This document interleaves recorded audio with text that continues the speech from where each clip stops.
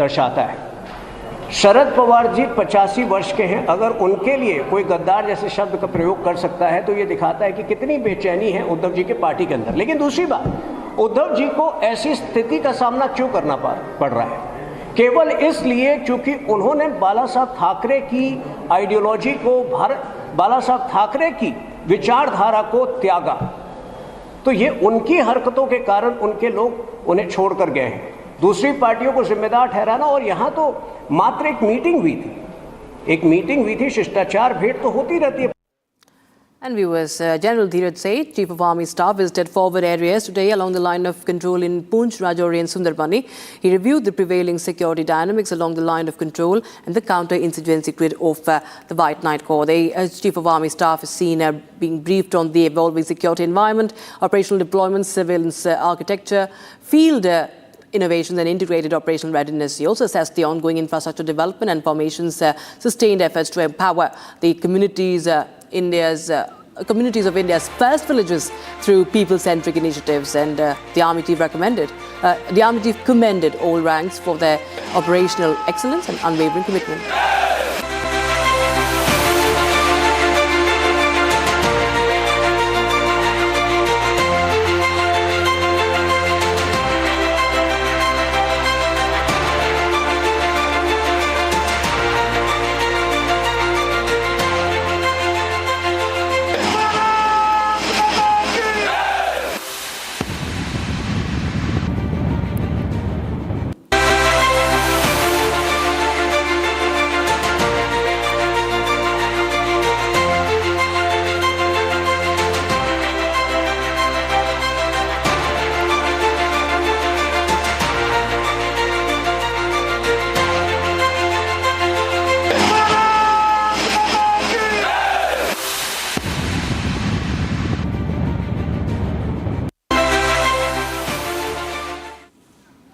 And viewers, Indian Navy has announced that warship Mahendragiri is ready to join the fleet, declaring where there is no legacy, a legacy is born. The Indian Navy highlighted the dedicated warriors behind the ship, highly trained personnel, united by honor and an unwavering commitment to the nation. Their relentless spirit has transformed steel into a formidable fighting unit, ready to face every challenge. The warship is set to be inducted this weekend. Legacy, a legend is born. That defines Mahendragiri.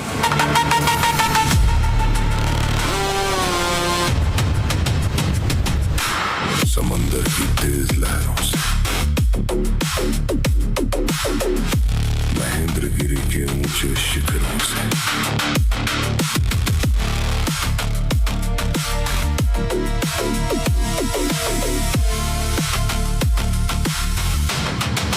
एक नई शक्ति उभर रही है।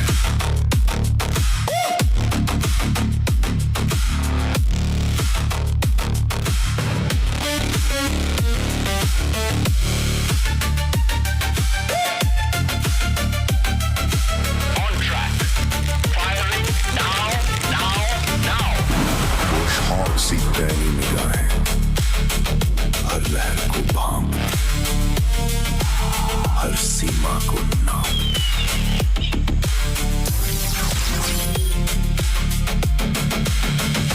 इतिहास के पन्नों में नहीं, इतिहास बनाने निकली है। थोड़े में ज्यादा स्वाद, यही तो है इसकी खास बात। वाओ मामा, क्या स्वाद है? अरे मेरे राजा, AU सेविंग्स अकाउंट में मिलते हैं amazing benefits, paperless banking and higher interest, वो भी हर महीने। Money money money money every month. सोच बदलो और बैंक भी। चमकी चाट से क्या बना है? सैंडविच, लस्सी और छाछ। हर घूंट में चमकी चाट। ड्राई फ्रूट और दही बड़े। चमकी चाट से स्वाद बढ़े। असली स्वाद सिर्फ चमकी चाट।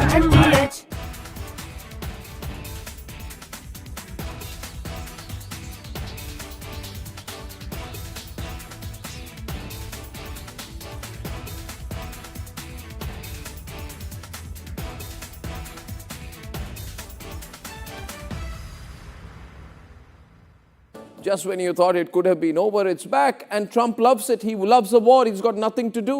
You see, Trump is both unemployable and presently unemployed, which is why he puts out his Truth Social post at 2 o'clock, 3 o'clock, 4 o'clock in the morning. The man's got a terrible case of insomnia. Somebody take care of his health.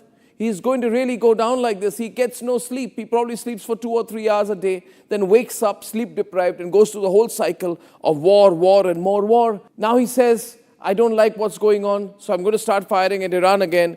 Iran is firing back. And I always believe that anything to do with Pakistan, ladies and gentlemen, let me tell you, is bound to fail, because Pakistan is a failed state. Its politicians are failures. Its army is a failure. And this so-called agreement they were part of, signed in Zurich or wherever, is an absolute failure. And it has failed. So, ladies and gentlemen, now when a reporter during the NATO summit in Ankara, a reporter asked Trump, what happened to the ceasefire?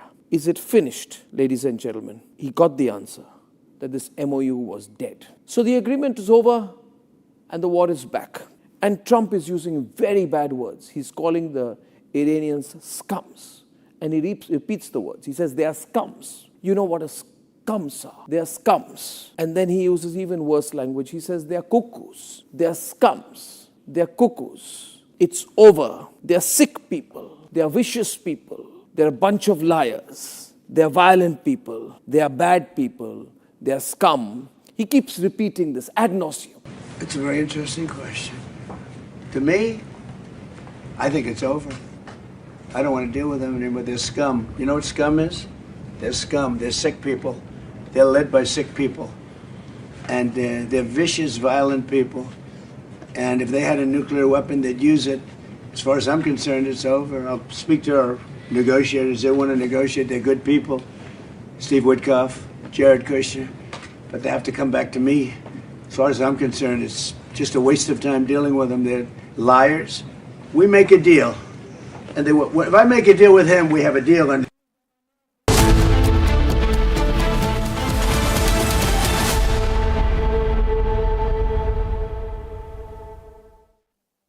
प्यास बुझाए ठंडक लाए सबको भाए जीरा से MTH का जलजीरा जीरा से जीरा से असली रिफ्रेशिंग असली स्वाद असली मजा MTH केसरिया से मन जोगी हुआ रे दिल झूमे देखो मतवारा हुआ रे केसरिया से मन जोगी हर पल मनाओ केसरी त्योहार विमल बोलो जुबान Kesari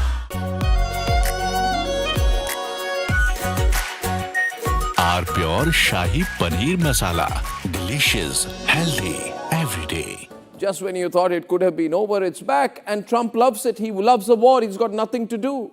You see, Trump is both unemployable and presently unemployed, which is why he puts out his Truth Social post at 2 o'clock, 3 o'clock, 4 o'clock in the morning. The man's got a terrible case of insomnia.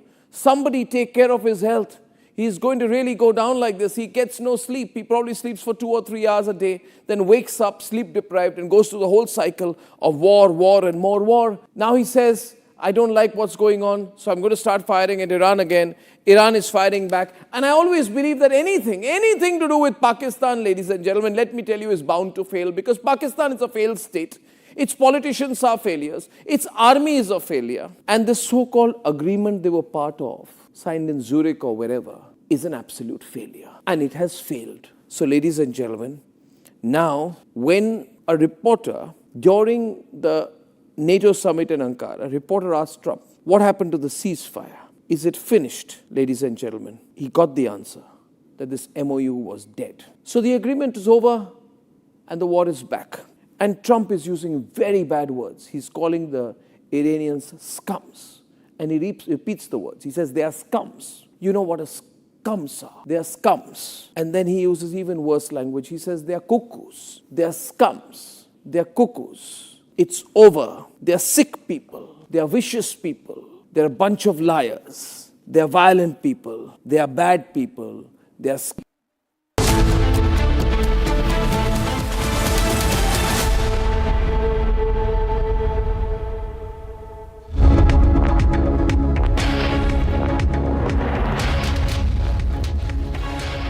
Thank you for joining us.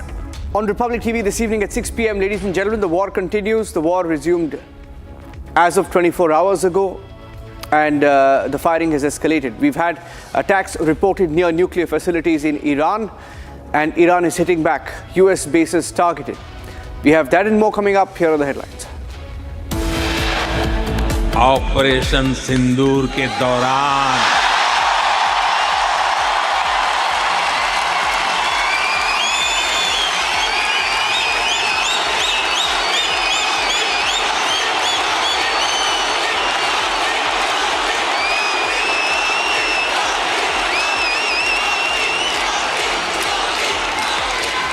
Operation Sindoor के दौरान demo तो देख ही लिया होगा।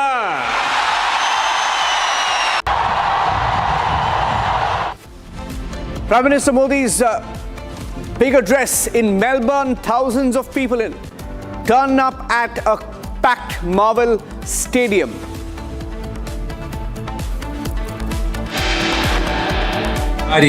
Looked at Australia's relationship in its own right, which he has a unique gift for doing, I think, for all the countries he engages with, because, he seeks to have relationships with other nations which are in India's national interest.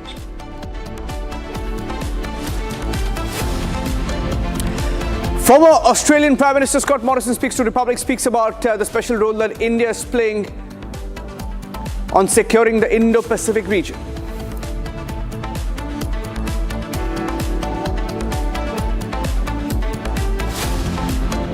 China having some hegemonic control and impact on that domain.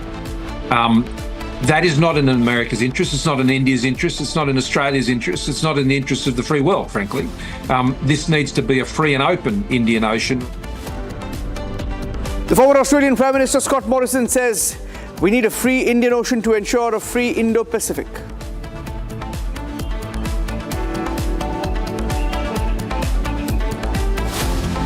War escalating in West Asia. A day after the ceasefire was broken, the Iranian army has retaliated. Air sirens sounded across US bases in Jordan and Kuwait. The massacre continues. More videos emerge showing the Pakistan army firing straight at civilians in POK.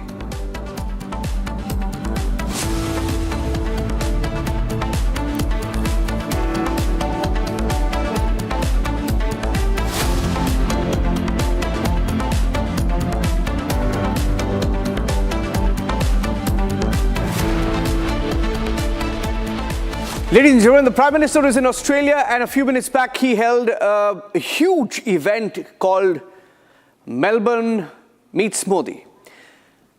At a packed stadium at the Marvel Stadium, this is in Melbourne, mostly comprising the Indian diaspora. Our Prime Minister was on stage with his Australian counterpart, Albanese. Now, there is a significance to his Look East policy. The Prime Minister was in Indonesia, went to Australia, and then he goes to New Zealand. Our editor-in-chief, Arnab Goswami, spoke to the former Australian Prime Minister, Scott Morrison, on why this is a significant visit. I'm playing an excerpt of that exclusive interview first up.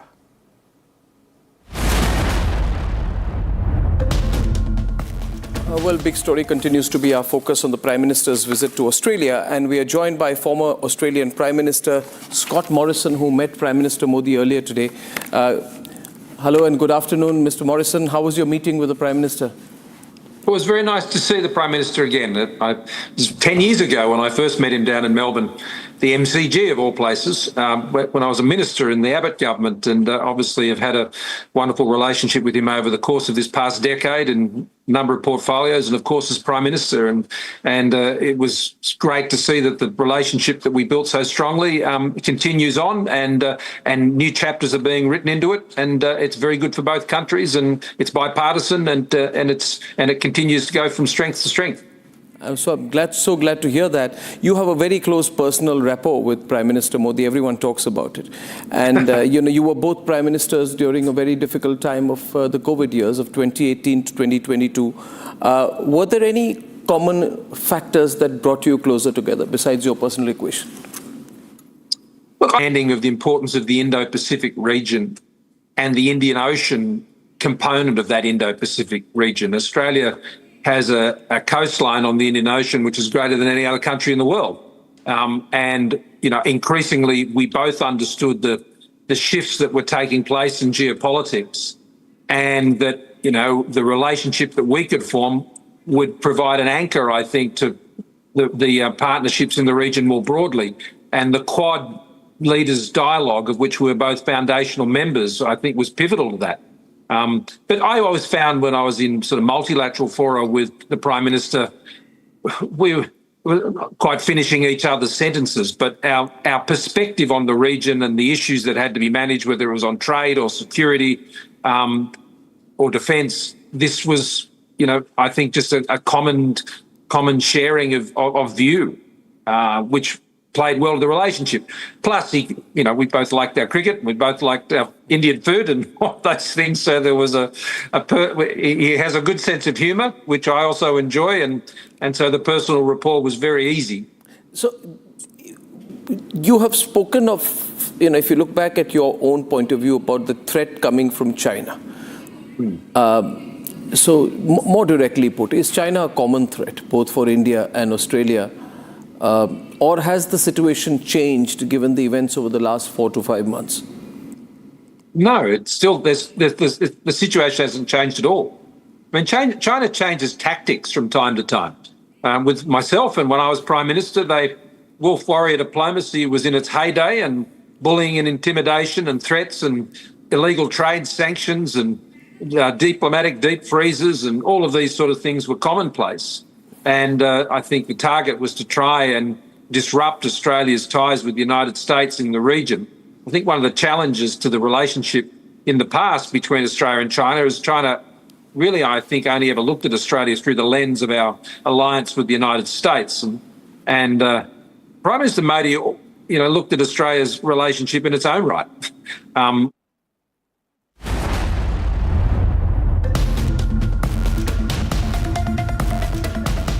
Okay, ladies and gentlemen, switching tracks to the situation in West Asia. The Iranian state media says a perimeter of the nuclear plant has been hit in Bushehr. We're getting in some breaking news as the war escalates once again. Getting in pictures of blasts also being heard in Bandar Abbas in different parts of Iran. The Iranian state media claiming that a perimeter of the Bushehr nuclear power plant has been hit. Situation is escalating. I'll quickly get in a word from Major General Dhruv Katoch joining us on the broadcast.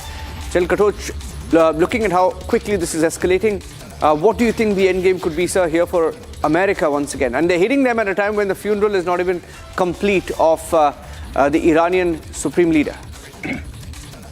Thank you, Ranjan.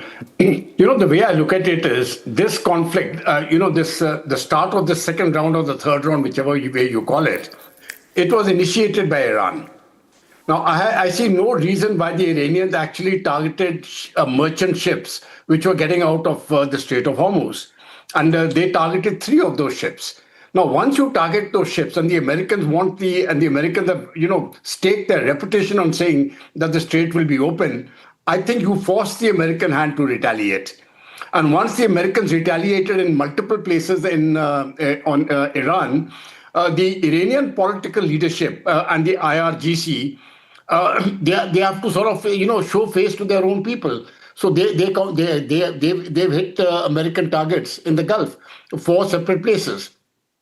But in my view, while this escalation has carried on and may still carry on for a day or two, I do not think it will go beyond that, despite the fact that Bushehr, on the outskirts, it has been attacked. I don't think the aim would have been to hit the nuclear power plant, but perhaps it was there to just send a message. But I don't see this going on for too long. And both sides, neither the United States nor Iran want to go in for a prolonged war. But I think the bottom line is the strait has to be open. And if that is not done, then Iran, they're going to lose a very significant portion of their communication infrastructure, their railway lines, their bridges, the critical road links. And that is going to be very, very troublesome for them. Khamenei, his funeral is over. Now, when the conflict starts escalating, I think the goodwill which had been generated earlier for the political establishment, that will start to evaporate. So the next, I'll say 48 hours to 72 hours, we'll see how it happens. But honestly, I don't see it escalating further. Stay with me because I'm getting in some more pictures, General Katoch, of the situation, not just in Iran, but Iran is retaliating. Now there are sirens being sounded in different parts of the Middle East. Let's quickly get our viewers the next bit of breaking news now coming in. We're getting in more details from different parts of the Middle East now. Footage showing Iranian missiles in different parts of the Middle East. So Iran is retaliating, and these are images of the Iranian missiles crossing Jordanian airspace en route US military bases. So it's the same drill once again. Iran is going after these bases, and Iran is hitting them hard. And the Iranian missiles were spotted over the Jordanian airspace.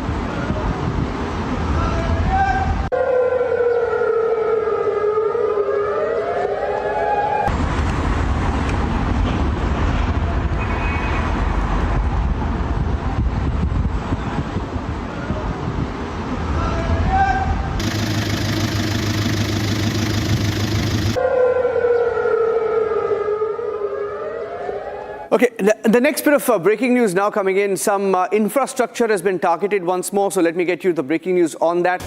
US striking railway bridges. One of the bridges hit was the Ak-Take Khan railway bridge, a trade link to Tehran's strategic partners China and Russia, located in northern Iran's Golestan province. So they have targeted railway bridges in the past, and they're targeting the railway bridges once again.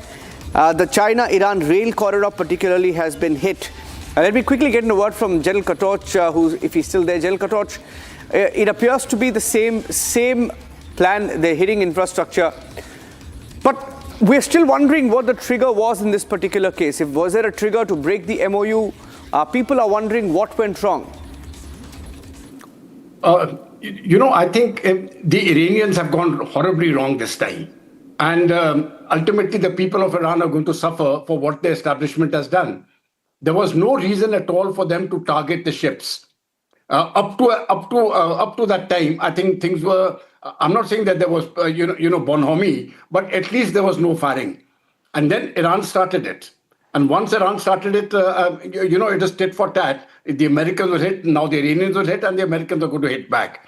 But the point is, Iran cannot hit the United States of America in US territory. They can hit the US bases which are there in the Gulf, in Jordan, Iraq, Kuwait, Qatar, perhaps Saudi Arabia. That is where those bases are. But beyond that, they can do nothing. And the Iranian capacity is also limited. So in my view, at some point of time, this is going to stop. The Americans don't want to continue, and neither do the Iranians. But a message has to go to both sides. And in the end, both have to be, both have to appear to their respective publics that they are not the losers. Even if they're not depicted as the winners, they cannot appear to be the losers. And then I think some sort of a ceasefire, a ceasefire can start off once again. It is a delicate situation, but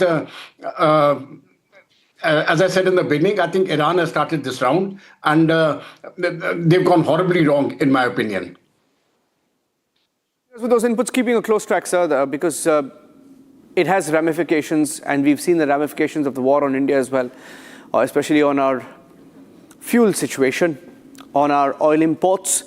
The markets are watching closely, and we are keeping a close track of the situation. Taking a break on Republic, we'll get you more details of the other big stories we're tracking here, including the POK massacre. There are more videos coming in of Pakistani army, the Pakistani government now openly firing grenade launchers. Tanks, jeeps, grenade launchers being run over civilians in POK. चमकी चाट से क्या बना है? Sandwich लस्सी और छाछ हर घूंट में चमकी चाट। ड्राई फ्रूट और दही बड़े। चमकी चाट से स्वाद बढ़े। असली स्वाद सिर्फ चमकी चाट। In the global employability rankings by Times Higher Education UK, only the following 6 institutions from India are ranked amongst the top 230 in the world for having the most employable graduates. IIT Delhi, IISc Bangalore, IIT Bombay, IIM Ahmedabad, IIT Kharagpur and Amity University.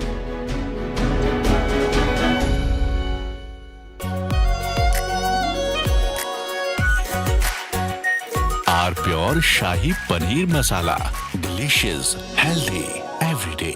AU savings account में मिलते हैं amazing benefits, paperless banking and higher interest, वो भी हर महीने। Money money money money every month. सोच बदलो और बैंक भी। चमकी चाट से क्या बना है? आलू चाट या फ्रूट चाट, स्वाद बढ़ाए चमकी चाट।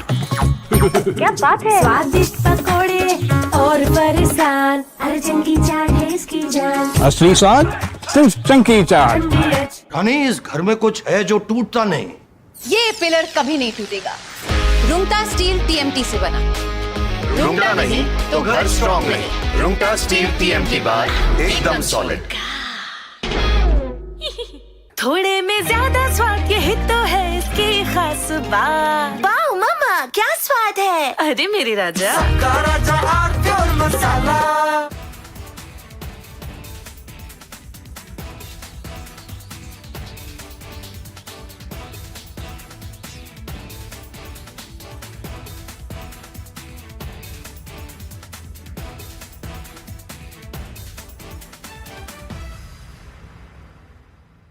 प्यास बुझाए, ठंडक लाए, सबको भाए जीरा से।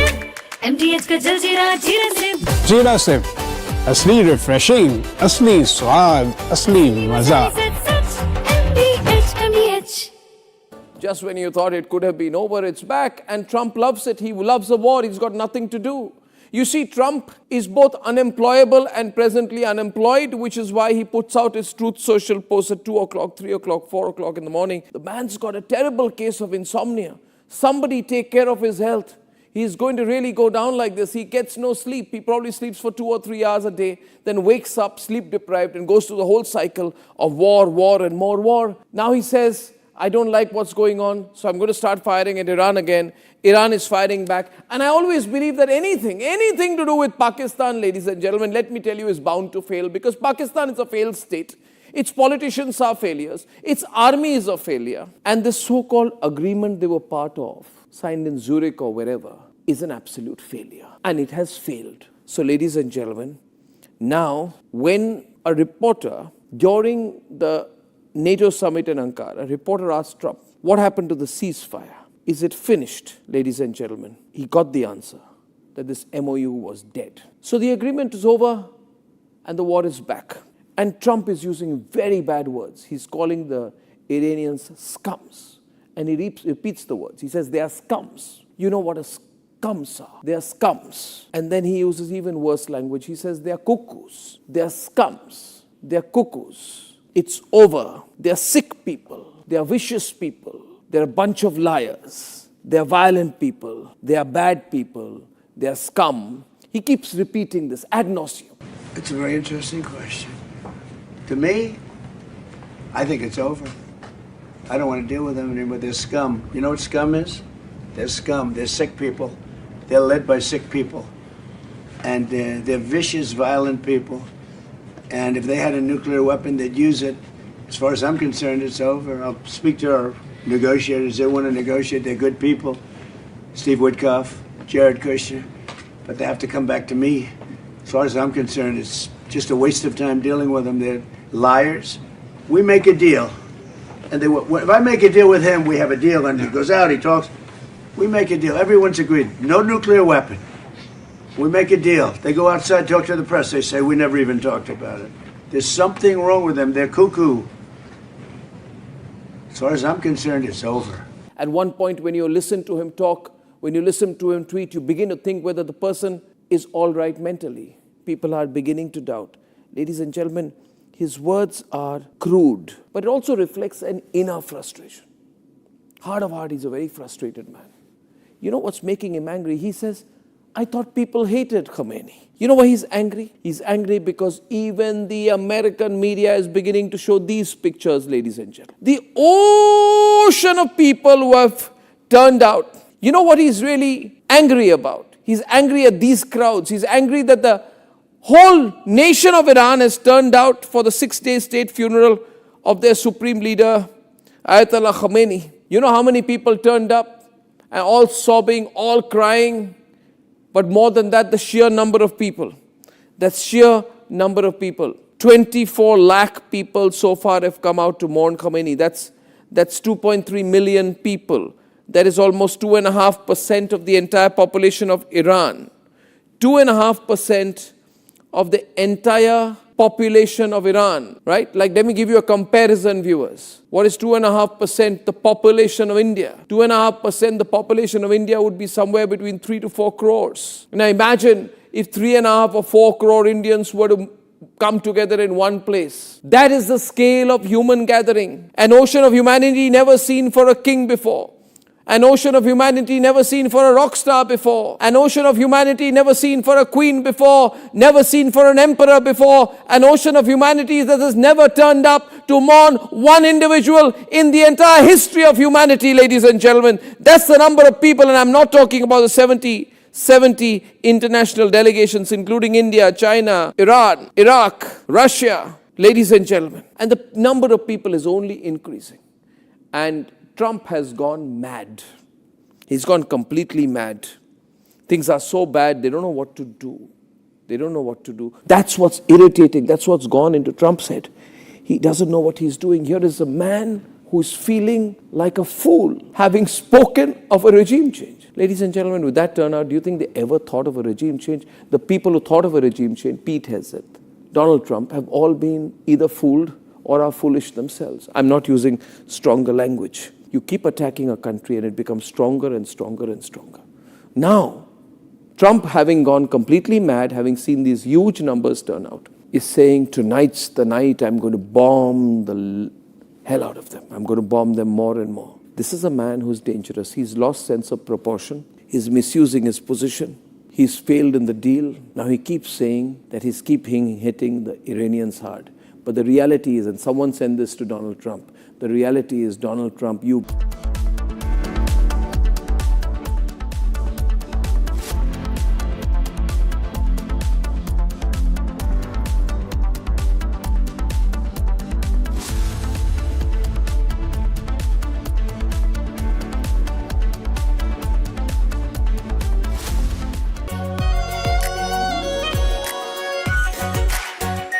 Our Pure Shahi Paneer Masala.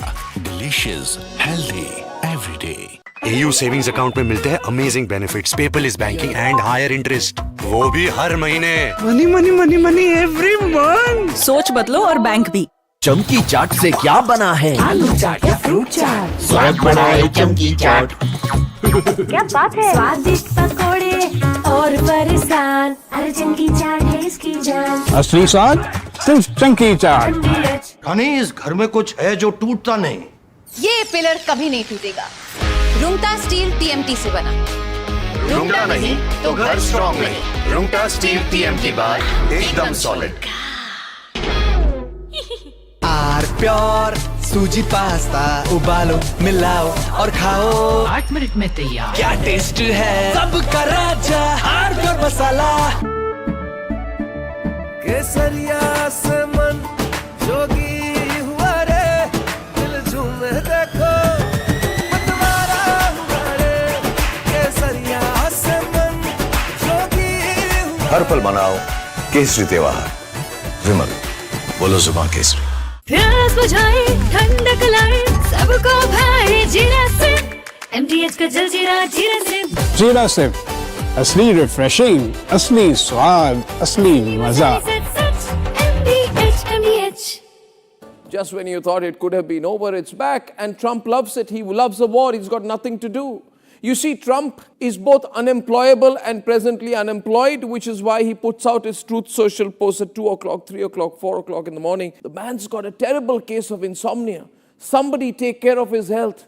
he's going to really go down like this. He gets no sleep. He probably sleeps for 2 or 3 hours a day, then wakes up sleep deprived and goes through the whole cycle of war, and more war. Now he says, I don't like what's going on, so I'm going to start firing at Iran again.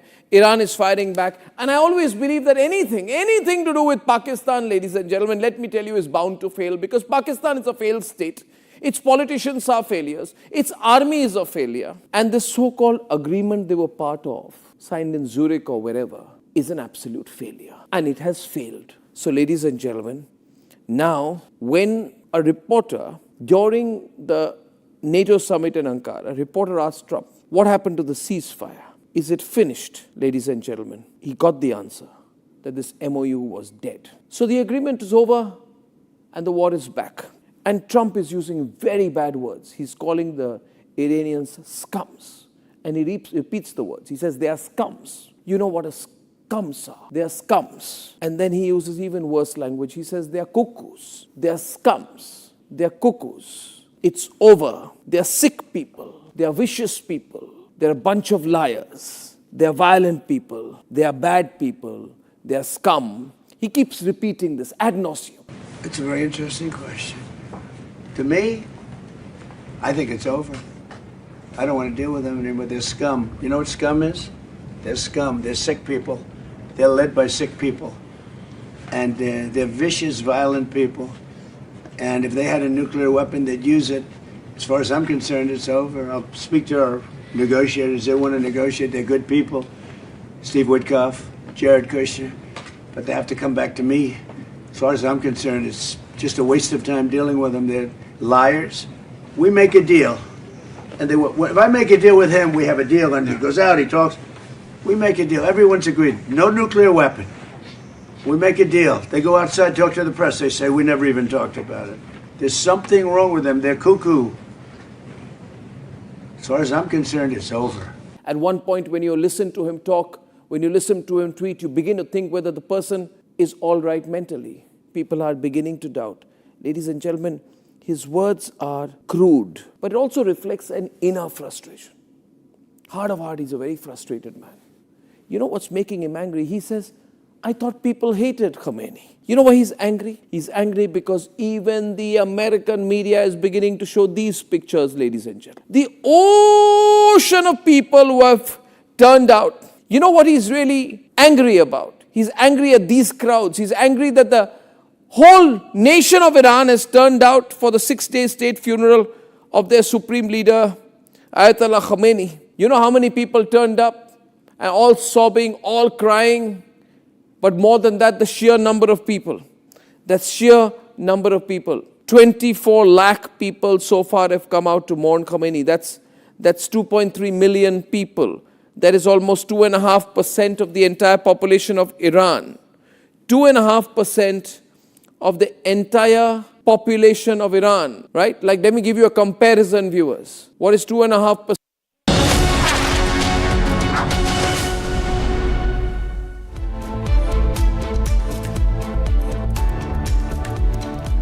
Very warm welcome. You're watching Republic Global with me, Rakshita Mishra. And in this edition of our Global, we begin with the blockbuster Diaspora Connect event in Melbourne, where Prime Minister Narendra Modi and Australian Prime Minister Anthony Albanese unveiled the new Joint Defence Declaration. Of course, today, that was, of course, before the event in Melbourne. But the Prime Minister enthralled the members of the Indian diaspora. We'll tell you how and why this partnership, of course, matters, especially when it comes to the cooperation in the Indo-Pacific. We also bring you what's happening in West Asia, where tensions are surging after the United States launched deadly strikes on Iranian military targets, Iran hitting back with drones. And in fact, as we speak, there are more and more breaking developments also coming in, so stay tuned for that. And the story number 3 on our Global is, for the first time, the Iranian media has shown the ruins of Khamenei's house that was demolished.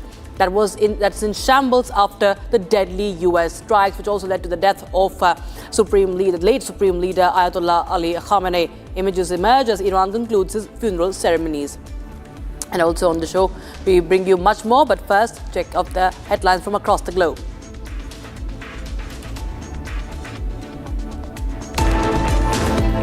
Operation Sindoor के दौरान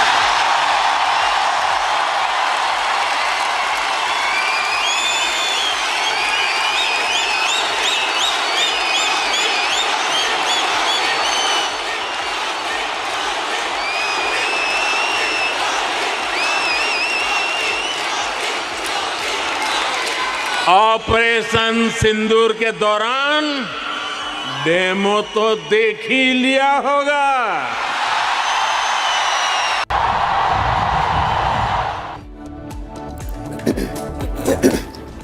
Prime Minister's mega address in Australia's Melbourne. Prime Minister says Operation Sindoor was just a demo to the terrorists. India and Australia unveil new joint defence declaration, defence innovation corridor to boost strategic and security cooperation. Trump orders fresh strikes on Iranian military targets. Tehran warns of retaliation, threatens to hit key shipping routes. Both the sides trade strikes.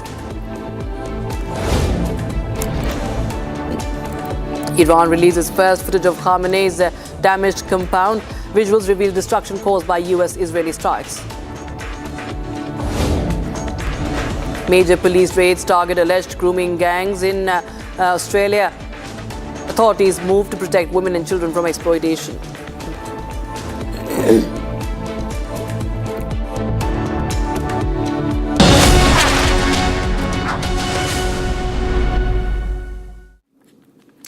Prime Minister Narendra Modi and Australian Prime Minister Anthony Albanese strengthened bilateral ties today as they signed a joint defence declaration that aimed at expanding defence and security cooperation.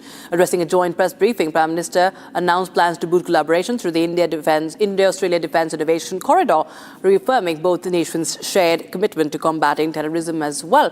Take a look. It was a diplomatic marvel in Melbourne as PM Modi met his Australian counterpart.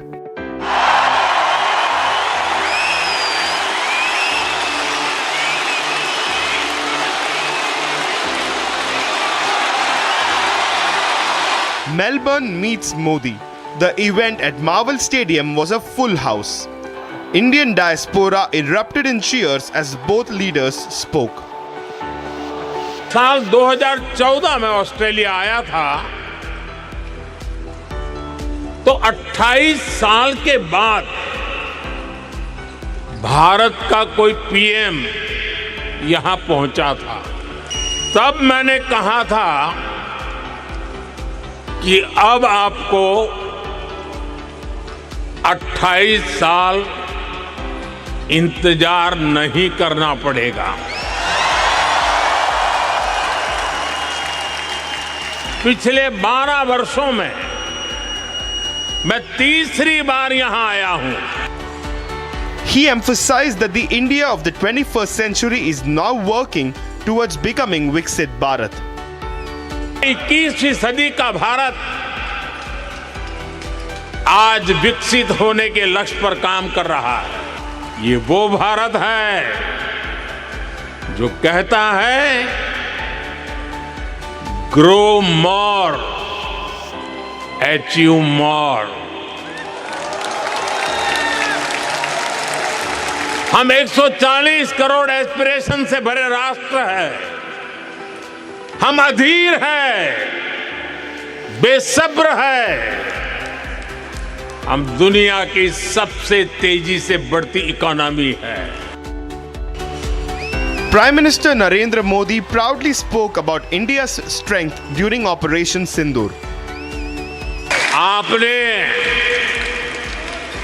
आपने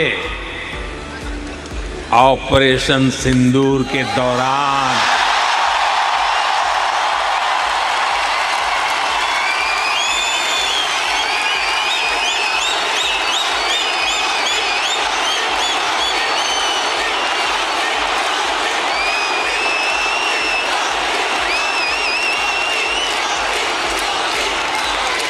operation Sindoor के दौरान demo तो देख ही लिया होगा। He further emphasized how India stood as an example by taking humanitarian relief measures on time.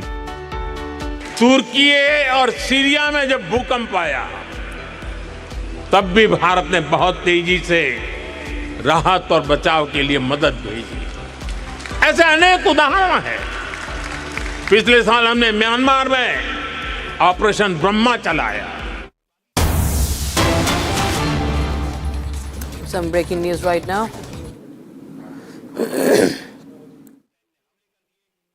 हम लोग ऐसा नया कुछ नहीं बोल रहे हैं। हम बोला था कि आसमान नवान्न में आ सकते हैं, गंगा जी का पानी राइटर्स की फर्स्ट फ्लोर तक पहुंच जा सकते हैं, अनुपम खेर की सर पे फिर से बाल उगाल सकते हैं, लेकिन तृणमूल चौथे बार सत्ता में नहीं आएगा। और तृणमूल सिर्फ सरकार नहीं जाएगा, तृणमूल पार्टी समाप्त हो जाएगा।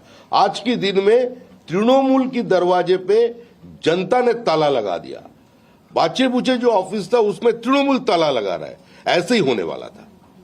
और ममता जी बहुत कुछ बोला है, अभी जितना कम बोले उतना ही अच्छा है। एक सवाल है, एमसी की ओर से लगातार महुआ मोर्चा कह रही है कि जो सुविधावादी है वो लोग बीजेपी में जाके ज्वाइन कर रहे हैं। जब यहाँ पे उनको सब कुछ फैसिलिटी मिला था वो टीएमसी में, आज डूबते हुए कबाड़ में वो लोग छोड़ के बीजेपी जा रहे हैं।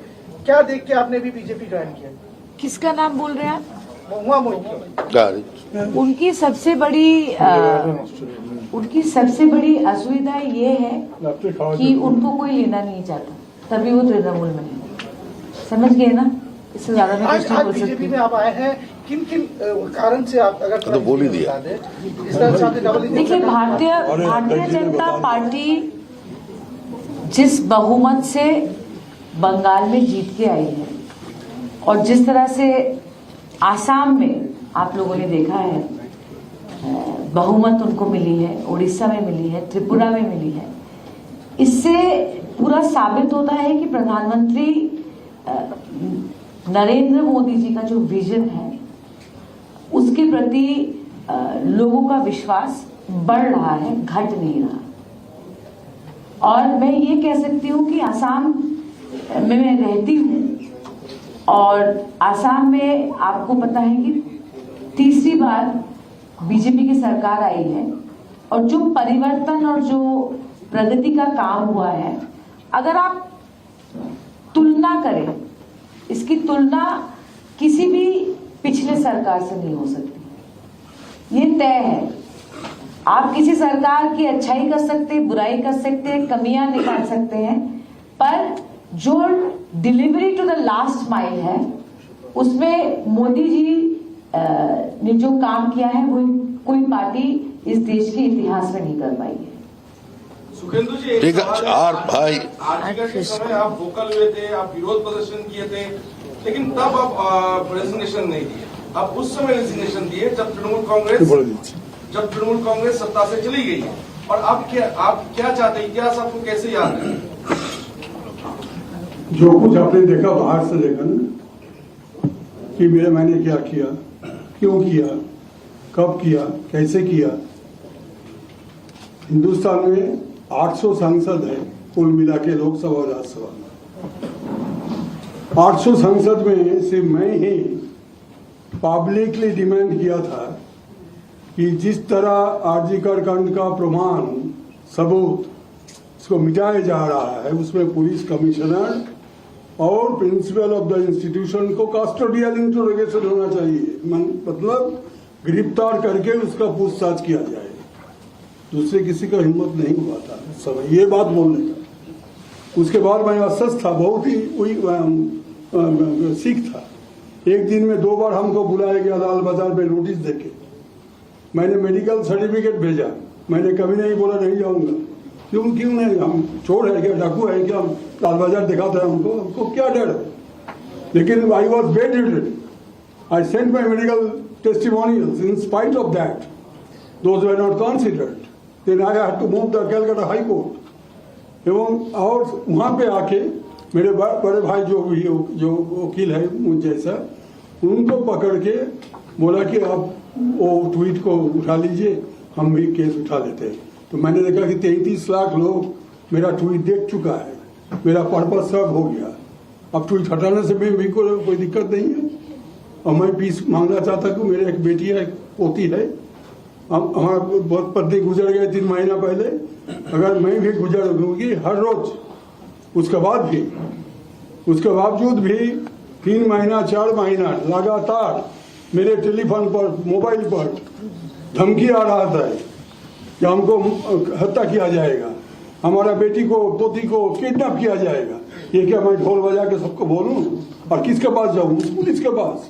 जो पुलिस एक दिन में हमको 2 बार सामन किया था लाल बाजार में, वो विचार देगा हमको, प्रोटेक्ट करेगा? हम तो समझ गया था, उसी समय इंतजाम कर सकता था, लेकिन हमको डर था कि शायद मुझे भी सुपारी किलर लगा के ये कत्ल कर सकता है, क्योंकि बंगाल में जैसे बीजेपी का 400 से अधिक कार्यकर्ता और समर्थक उनका कत्ल किया गया, हमारा पार्टी का उस समय जो पार्टी था, उस समय पार्टी का भी वर्कर लोग को कत्ल किया गया। एक ही पार्टी का आदमी एक ही पार्टी को कत्ल कर रहा है। ये वातावरण था, एक भय और संतरास का वातावरण। तो हम अपने फैमिली को केयर करने का हमारा कोई जिम्मेवारी नहीं था क्या? बस over. Thank you. Good press.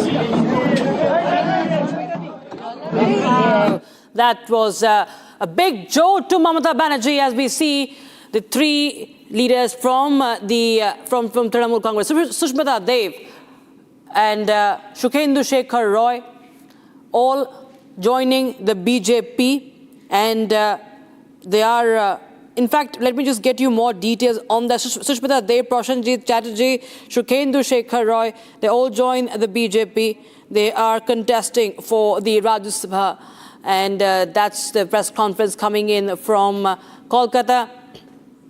All joining the BJP formally today, and that comes as a setback to Mamata Banerjee, as the party is completely slipping away from her, has slipped away from her. And those are the visuals of the official joining of the leaders who have now joined the Saffron Party that rules the West Bengal now.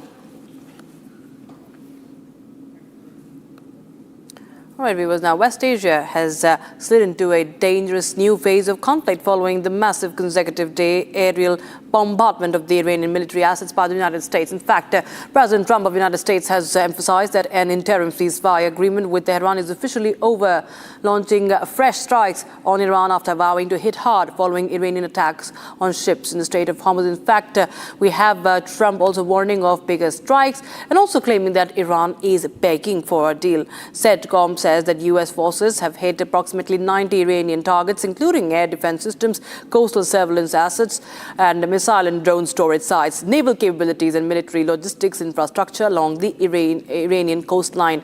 And both the sides are trading strikes as we speak. In the latest, Iran has claimed that the compound of the Bushehr nuclear power plant has also been hit by U.S. strikes.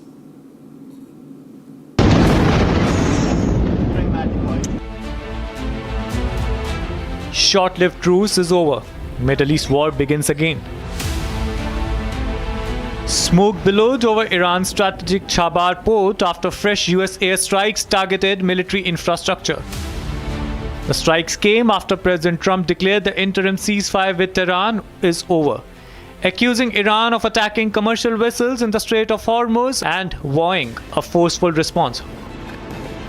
We have many ways we can win, but we've already won militarily. They have very little left, and they want to make a deal so badly. They called a little while ago. They want to make a deal so badly. I just don't know if they're worthy of making a deal. I don't know that they're going to honor the deal. That's the problem. They're sort of crazy, to be honest with you. They're sort of crazy. They're a little bit out of control, but they want to make a deal badly.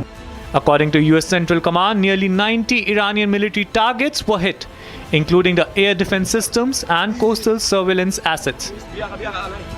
Washington says the operation was aimed at degrading Iran's ability to threaten freedom of navigation in the Strait of Hormuz, one of the world's most critical maritime trade routes. Yes, we just hit them very hard, and I say we hit them 20-1. Every time they hit us, we're going to hit them 20.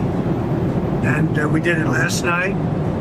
We did a little something today, but it was really retribution for last night. They hit actually 3 boats, not 2. And when they hit, we hit back much harder. Iran says it may quit the nuclear non-proliferation treaty if the US launches another attack.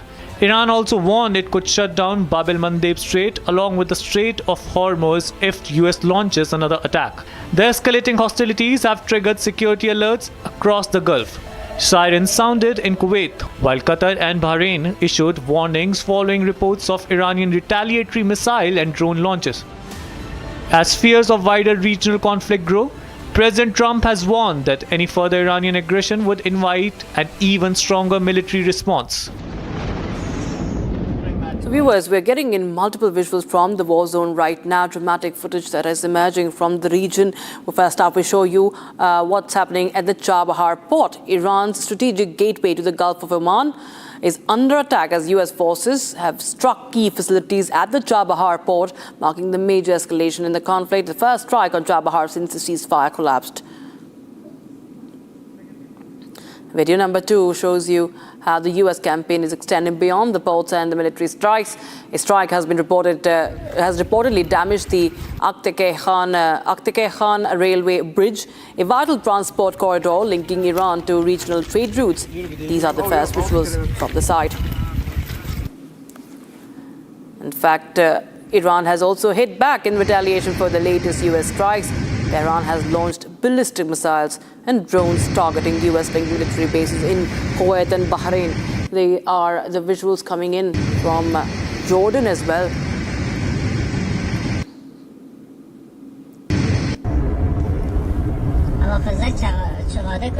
Now visuals coming into how Iran's military infrastructure has been hit by the US strikes. Fire broke out at a facility linked to IRGC's aerospace program as fresh US airstrikes reportedly targeted multiple locations across Iran. Video number 5. In retaliation, Iran has launched attacks targeting the US 5th Fleet headquarters in Bahrain and military bases in Kuwait in response to recent US airstrikes. Authorities are still assessing the extent of the damage and any casualties. While Bahrain said it successfully intercepted the Iranian missiles aimed at it, with air raid sirens sounding to alert the residents, the interceptions prevented the missiles from reaching their intended targets.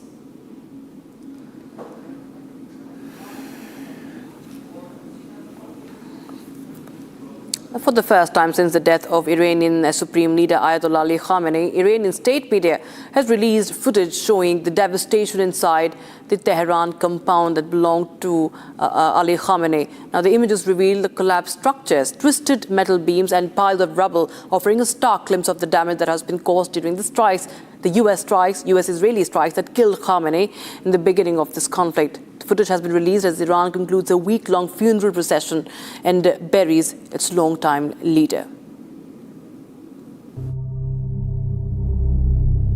Iranian state media has released what it says is the first official footage showing the destruction inside the Tehran compound of late Supreme Leader Ayatollah Ali Khamenei.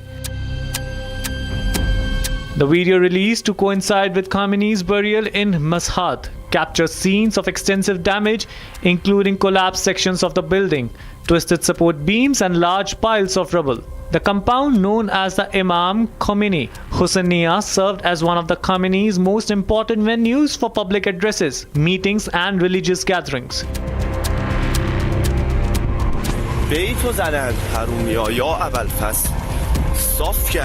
Khamenei was killed on Feb 28 during the opening phase of the US-Israeli military campaign against Iran. Several members of his family were also reported killed in the strikes, while his son and successor Mujtaba Khamenei was injured.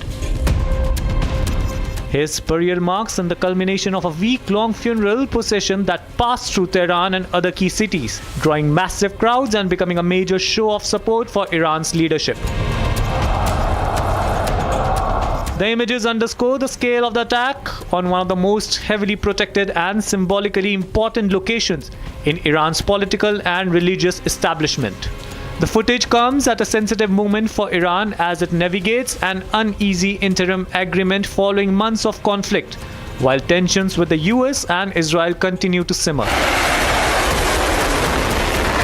Recent military exchanges, attacks on shipping routes, and fresh threats from all sides have fueled fears that the conflict could once again spiral into a wider regional confrontation.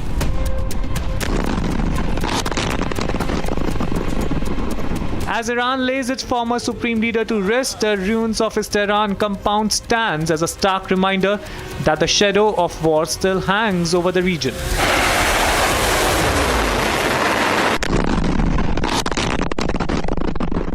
And that's all we get back in this edition of Republic Global. News and updates continue on the other side.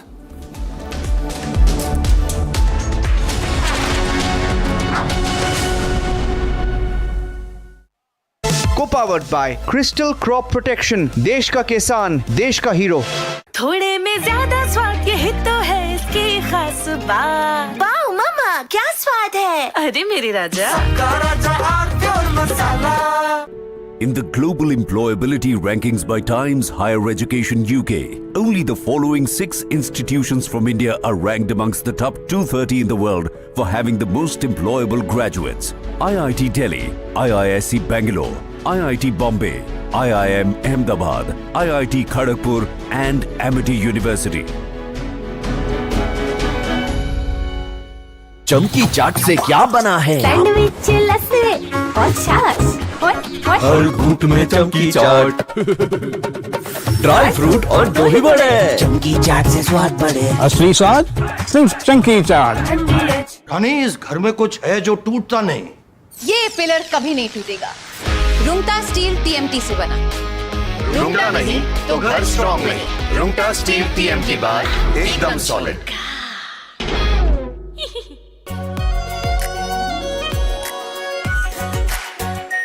Are pure shahi paneer masala, delicious, healthy everyday. AU current account के साथ मिलता है free UPI QR overdraft facility और एक ही app से bank के सारे काम। AU सोच बदलो और बैंक भी। चमकी चाट से क्या बना है? सैंडविच, लस्सी और छाछ। हर घूंट में चमकी चाट। अब बताओ, स्वाद आया? असली स्वाद सिर्फ चमकी चाट।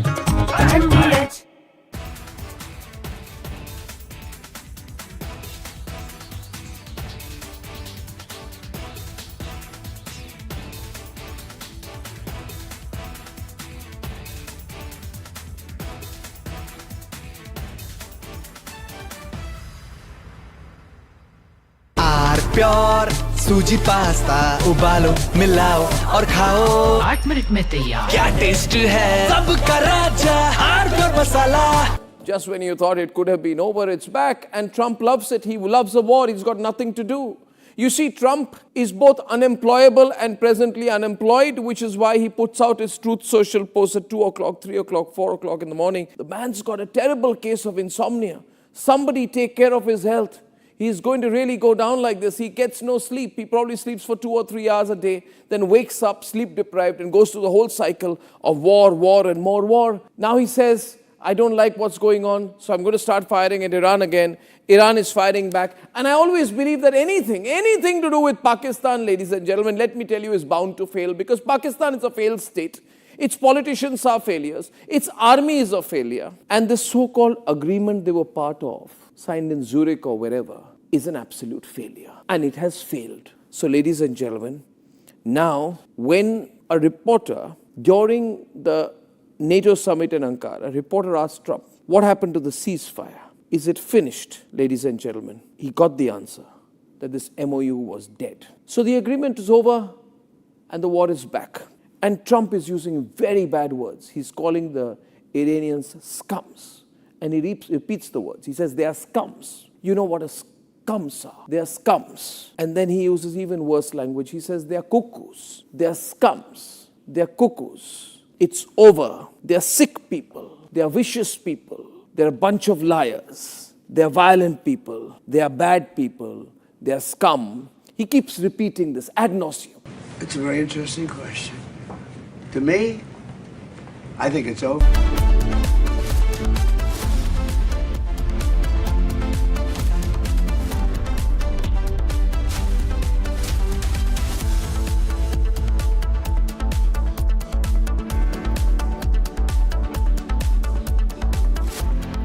Co-powered by Crystal Crop Protection, देश का किसान, देश का हीरो।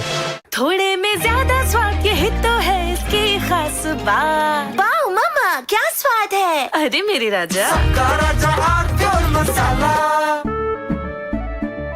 केसरिया से मन जोगी हुआ रे, दिल झूमे देखो मतवारा हुआ रे, केसरिया से मन जोगी हुआ। हर पल मनाओ केसरी त्योहार विमल बोलो जुबान केसरी। चमकी चाट से क्या बना है? आलू चाट या फ्रूट चाट, स्वाद बढ़ाए चमकी चाट। क्या बात है? स्वादिष्ट पकोड़े और फरसान, अरे चमकी चाट है इसकी जान। असली स्वाद सिर्फ चंकी चाट। एयू करंट अकाउंट के साथ मिलता है free UPI QR, overdraft facility और एक ही ऐप से बैंक के सारे काम। एयू सोच बदलो और बैंक भी।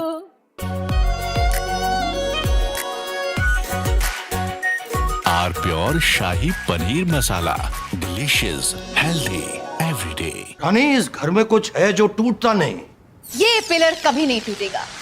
रुंगटा स्टील टीएमटी से बना। रुंगटा नहीं तो घर स्ट्रॉन्ग नहीं। रुंगटा स्टील टीएमटी बार एकदम सॉलिड। प्यास बुझाए ठंडक लाए सबको भाए जीरा से, एमटीएच का जलजीरा जीरा से। जीरा से असली रिफ्रेशिंग, असली स्वाद, असली मजा। आर प्योर सूजी पास्ता, उबालो मिलाओ और खाओ। 8 मिनट में तैयार। क्या टेस्ट है सबका राजा R pure masala. Just when you thought it could have been over, it's back, and Trump loves it. He loves the war. He's got nothing to do. You see, Trump is both unemployable and presently unemployed, which is why he puts out his Truth Social post at 2 o'clock, 3 o'clock, 4 o'clock in the morning. The man's got a terrible case of insomnia. Somebody take care of his health. He's going to really go down like this. He gets no sleep. He probably sleeps for 2 or 3 hours a day, then wakes up sleep deprived and goes through the whole cycle of war, and more war. Now he says, I don't like what's going on, so I'm going to start firing at Iran again.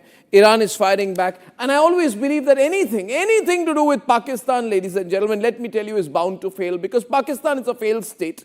Its politicians are failures. Its army is a failure. And this so-called agreement they were part of, signed in Zurich or wherever, is an absolute failure. And it has failed. So, ladies and gentlemen, now when a reporter during the NATO summit in Ankara, a reporter asked Trump, what happened to the ceasefire? Is it finished, ladies and gentlemen? He got the answer that this MOU was dead. So the agreement is over and the war is back. And Trump is using very bad words. He's calling the Iranians. From Asia's largest news headquarters, setting the agenda for Bharat.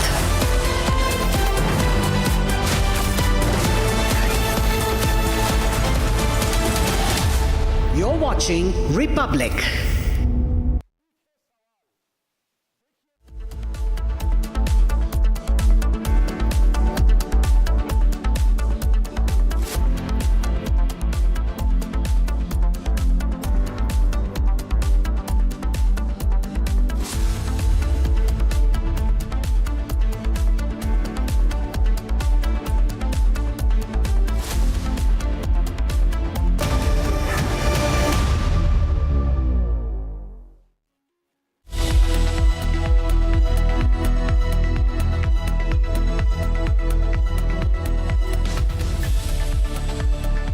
Thank you for joining us here on Republic TV. Ladies and gentlemen, we have some details of political movement. Few days to go before the parliament session begins. The monsoon session officially begins on the 20th. And this one is extremely important for the government because they will want to take some big political decisions. They will want to make big political moves for which they will need a 2/3 supermajority, something that we here at Republic have been talking about.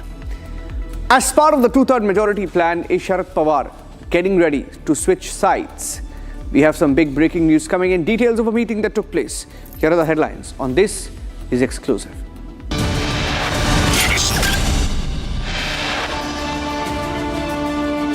Closed-door meeting between Sharad Pawar and Deputy Chief Minister of Maharashtra Eknath Shinde, triggering a big political buzz in Maharashtra. All three in one frame. Pictures speak more than words. Tensions building up in POK.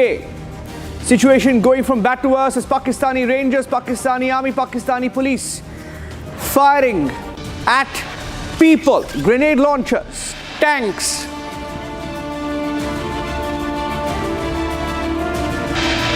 Prime Minister Modi, looked at Australia's relationship in its own right. which he has a unique gift for doing, I think, for all the countries he engages with, because, you know, he seeks to have relationships with other nations which are in India's national interest.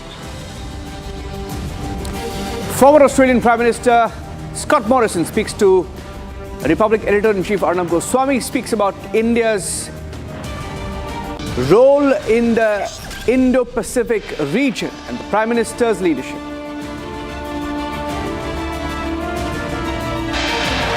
China having some hegemonic control and impact on that domain. That is not in America's interest, it's not in India's interest, it's not in Australia's interest, it's not in the interest of the free world, frankly. This needs to be a free and open Indian Ocean. The former Australian Prime Minister tells Republic TV Editor-in-Chief Arnab Goswami that we need a free Indian Ocean to ensure a free Indo-Pacific, speaks about China's role in the region.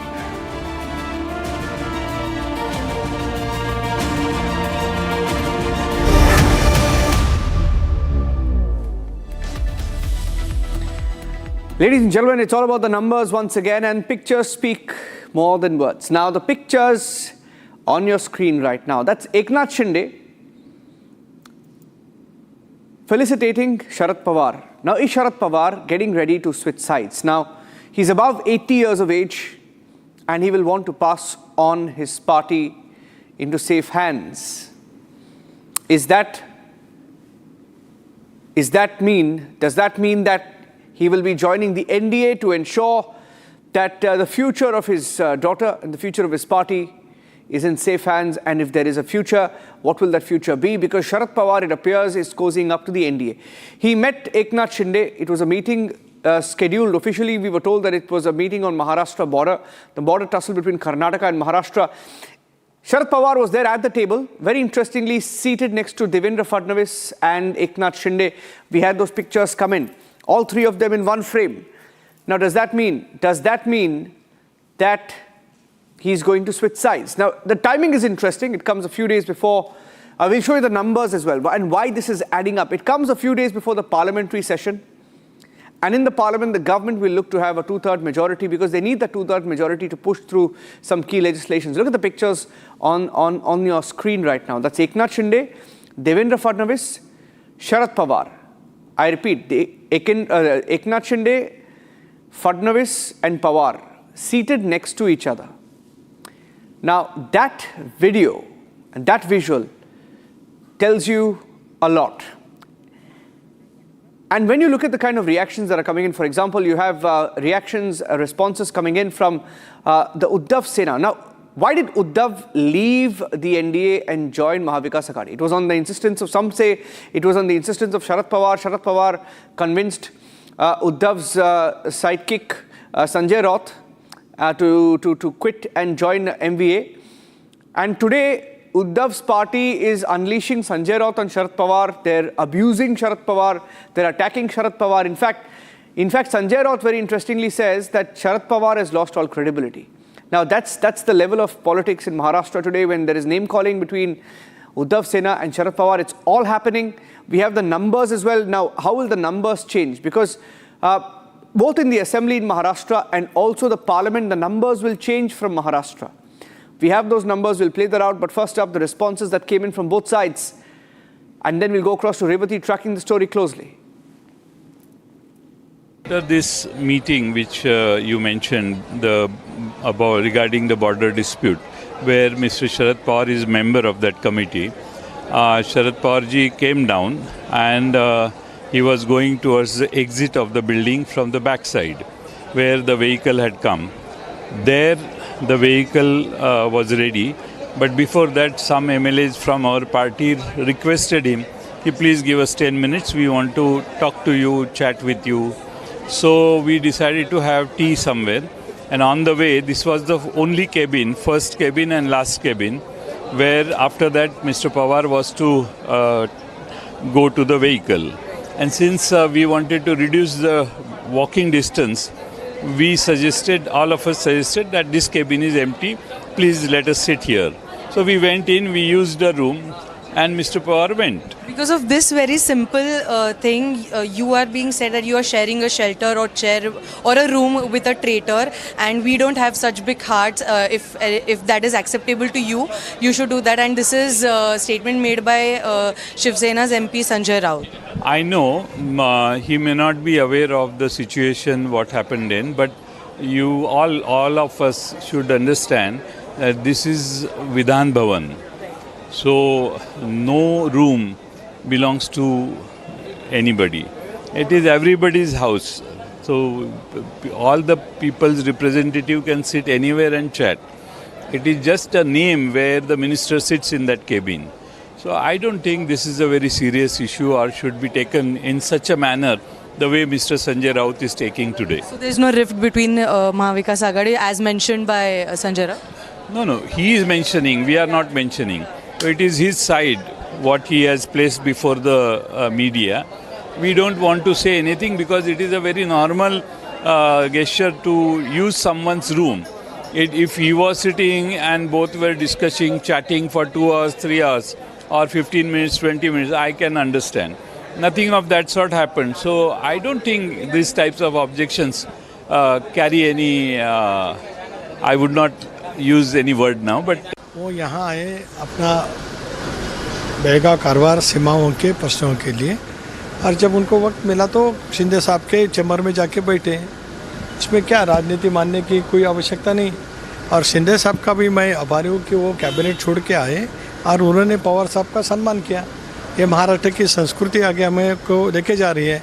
अभी India के उनमें शामिल होना, देखिए पवार साहब मैंने बोला कि 60 साल की उनकी राजनीति का अनुभव प्रचंड है, उसके बारे में मैं कोई टिप्पणी नहीं करना चाहता। And let's look at the numbers right now in the Maharashtra Assembly. When you look at the numbers very carefully, the BJP has about 132 MLAs in the Assembly. The Shiva Sena, that is Eknath Shinde, has about 57. NCP has about 41 MLAs, and all others in the NDA have about 7. So total number for the BJP right now is 237. The Mahavikas Aghadi has roughly about 48. That is the number right now. Out of the 288, that's the breakup. But in a situation where you have Sharad Pawar's MLAs join, now how does that change? Let's show you how it changes. 10 of these MLAs will move, then that number goes up to about 247. There is a possibility, 247, and the number of the Mahavikas Aghadi goes further down, will roughly be about 12% or 12 to 15% of the assembly, because the NDA has a supermajority. In that case, MVA 38, NDA 247. Let's go to the parliamentary numbers. Now in parliament, this is the number that matters. This is how MPs from Maharashtra are placed right now. The BJP in 2024 won 9, Shiv Sena won about 13, had about 13 MPs from Maharashtra, and NCP had just one MP, that is Ajit Pawar's party, had just one. As of now, 23, but the Mahavikas Aghadi had about 24, little more than them. But if NCP Sharad Pawar with 8 MPs move, if they join the NDA, the number goes up drastically. It goes up to 31, and the number of MPs will obviously reduce for the Mahavikas Aghadi. Now, these are the scenarios in terms of numbers. Let me go across to Revati. Revati, people were speculating. We knew that this is a possibility. It's going to happen at some point or the other. Is that point now? Is something happening in the next few days? Because the parliament session starts next Monday.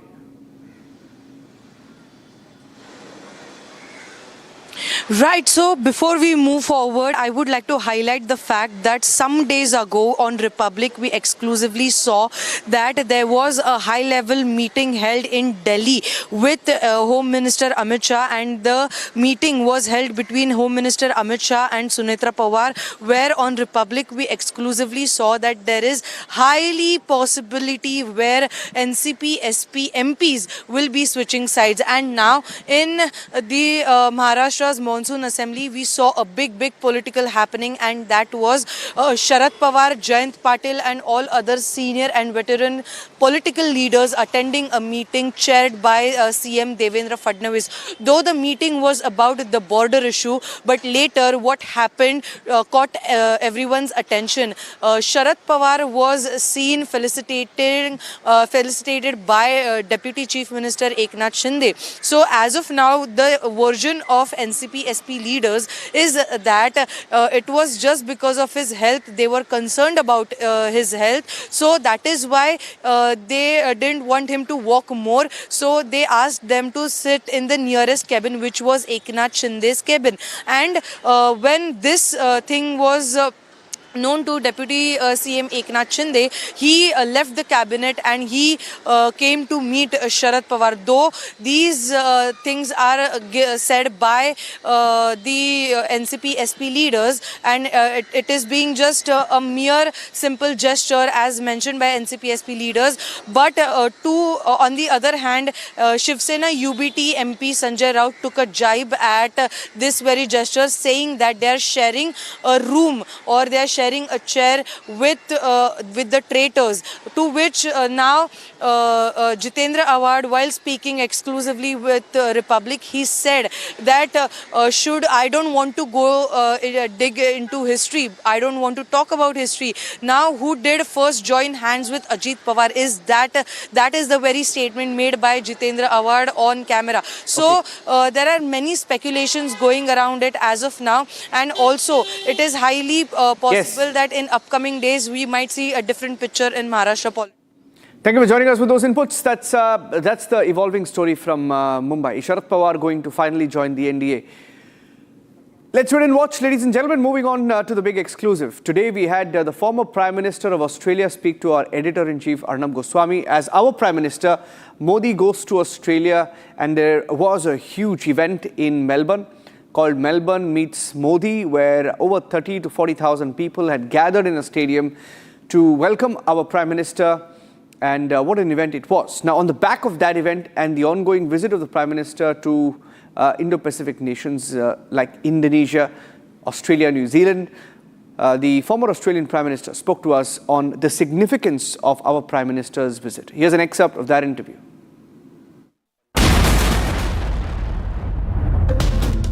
In India, there has been a lot of discomfort with, though Trump has been very sort of full of praise for the Prime Minister of late, but over the last 6 months, there's been a lot of discomfort with the pushing around, the tariff threats, the nature of language, you know how America has been operating.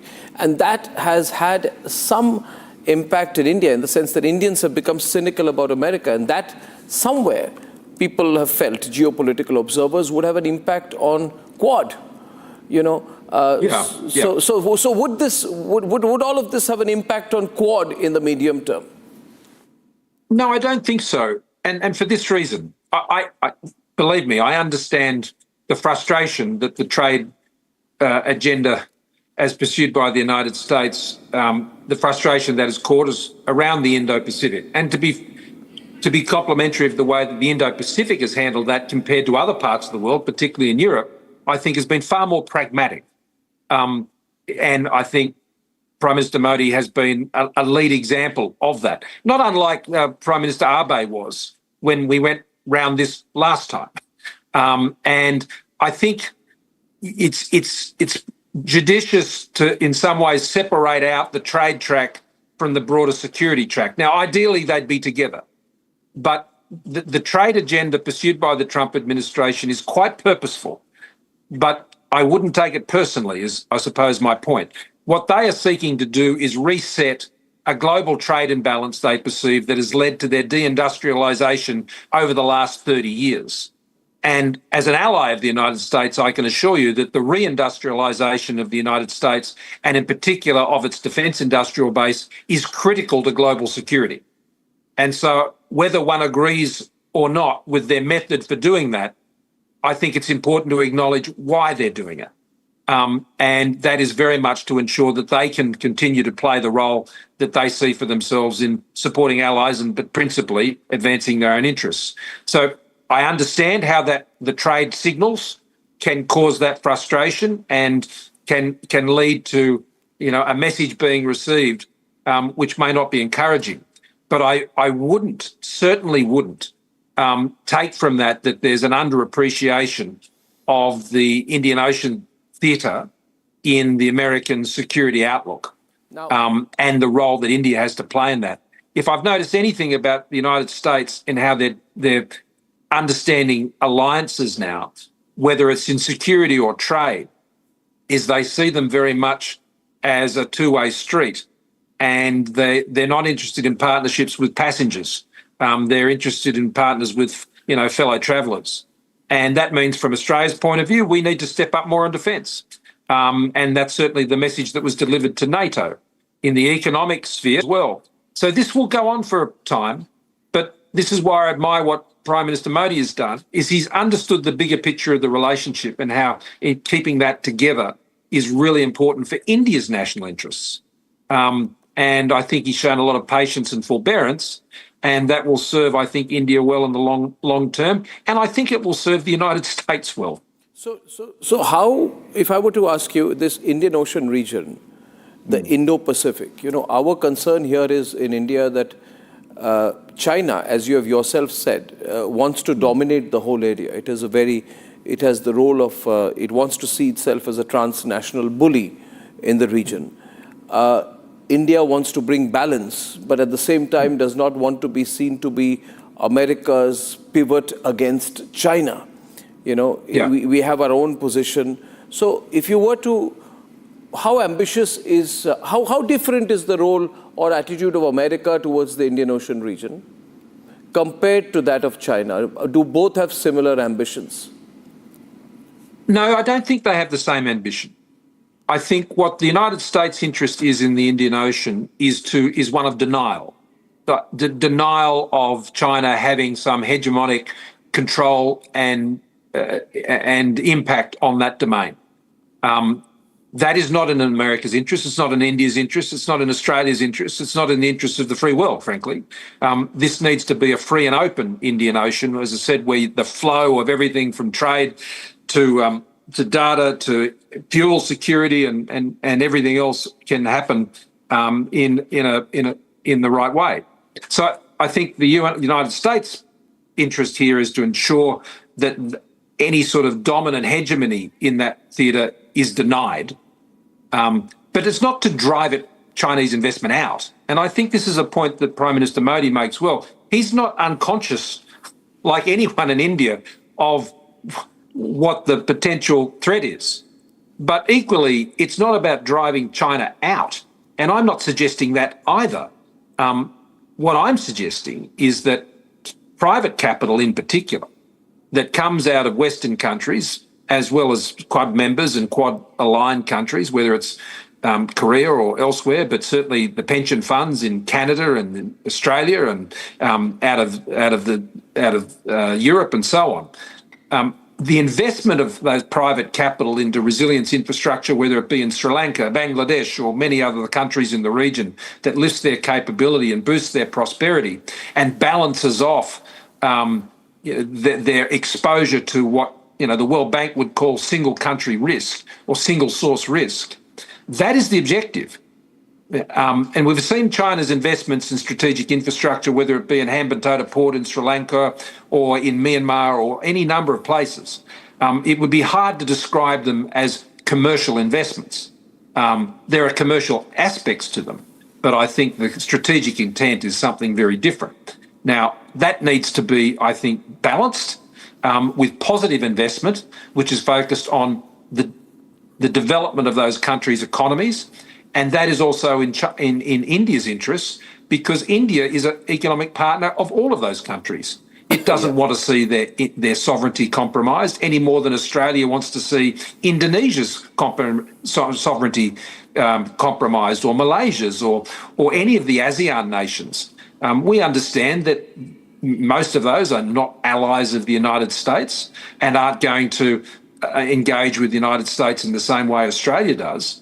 But they want to be able to choose and to have multiple partners they can work with and not have one choice. And that's what we don't want for the Indian Ocean either. We want to provide some diversity of partners there. And I think we need to encourage, that's what the Quad needs to achieve. It needs to get more capital coming into the region, boosting prosperity in the region, because that is what provides stability. Well, just in conclusion, I would say, Mr. Morrison, this is going to be a very interesting time.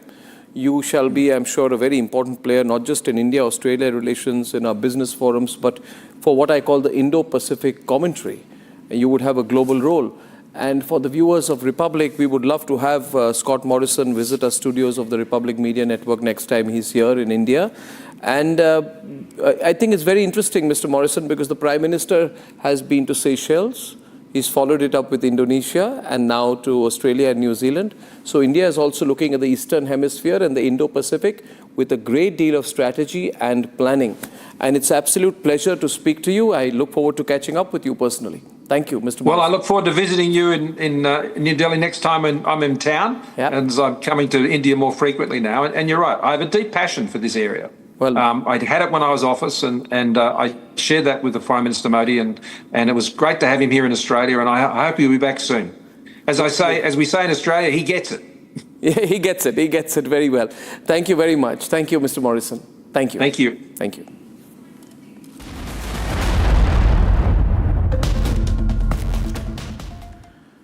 And that's it on this edition of This Is Exclusive. The debate coming up at 8 p.m. prime time. Next, stay tuned.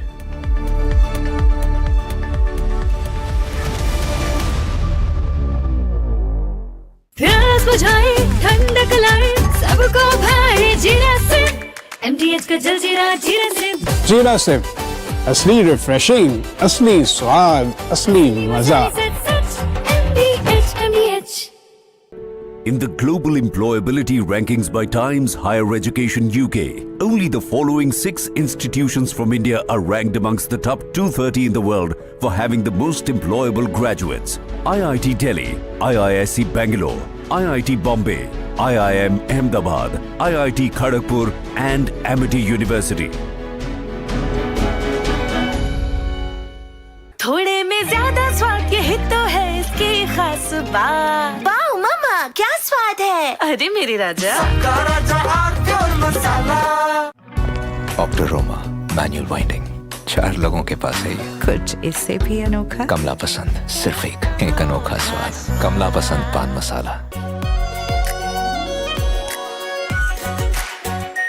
Are pure shahi paneer masala, delicious, healthy everyday. पापा sorry यार, गलती हो गई है। ये चोट खर्चा वर्चा। अरे लास्ट बॉल पे छक्का भी तुम्हारा। छक्का सब कैशलेस हो गया है। हाँ ला भाई मेरा बैट। वो अभी तो ठीक हुआ तू। जो डिस्चार्ज हुआ यार। बैट किसका है? टाटा AIG है तो भरोसा है। चमकी चाट से क्या बना है? आलू चाट या फ्रूट चाट, स्वाद बनाए चमकी चाट। क्या बात है? स्वादिष्ट पकोड़े और फरसान, अरे चमकी चाट है इसकी जान। असली स्वाद सिर्फ चमकी चाट। केसरिया से मन जोगी हुआ रे, दिल झूमे देखो मतवारा हुआ रे। केसरिया से मन जोगी हुआ। हर पल मनाओ केसरी त्योहार। विमल, बोलो जुबान केसरी। आर प्योर सूजी पास्ता उबालो, मिलाओ और खाओ। 8 मिनट में तैयार। क्या टेस्ट है सबका राजा R pure masala.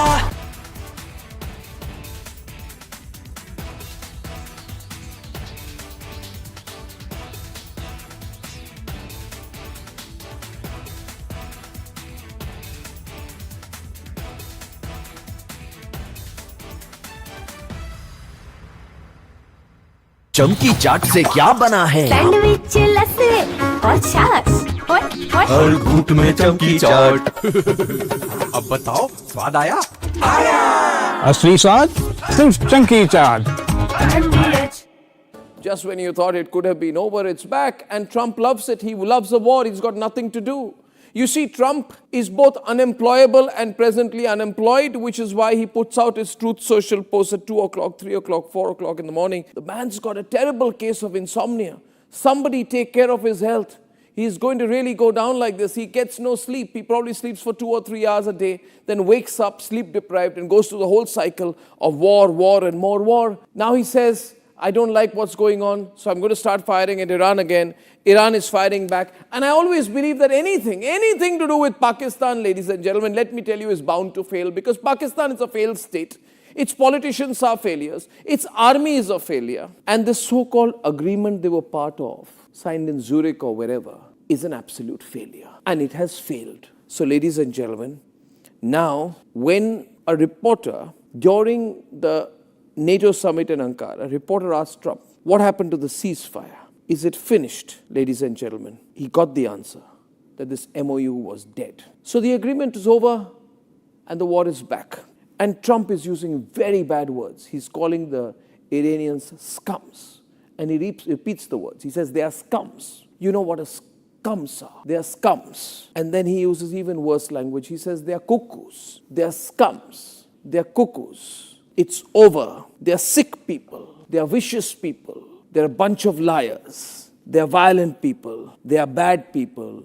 They are scum. He keeps repeating this ad nauseum. It's a very interesting question. To me, I think it's over. I don't want to deal with them anymore. This.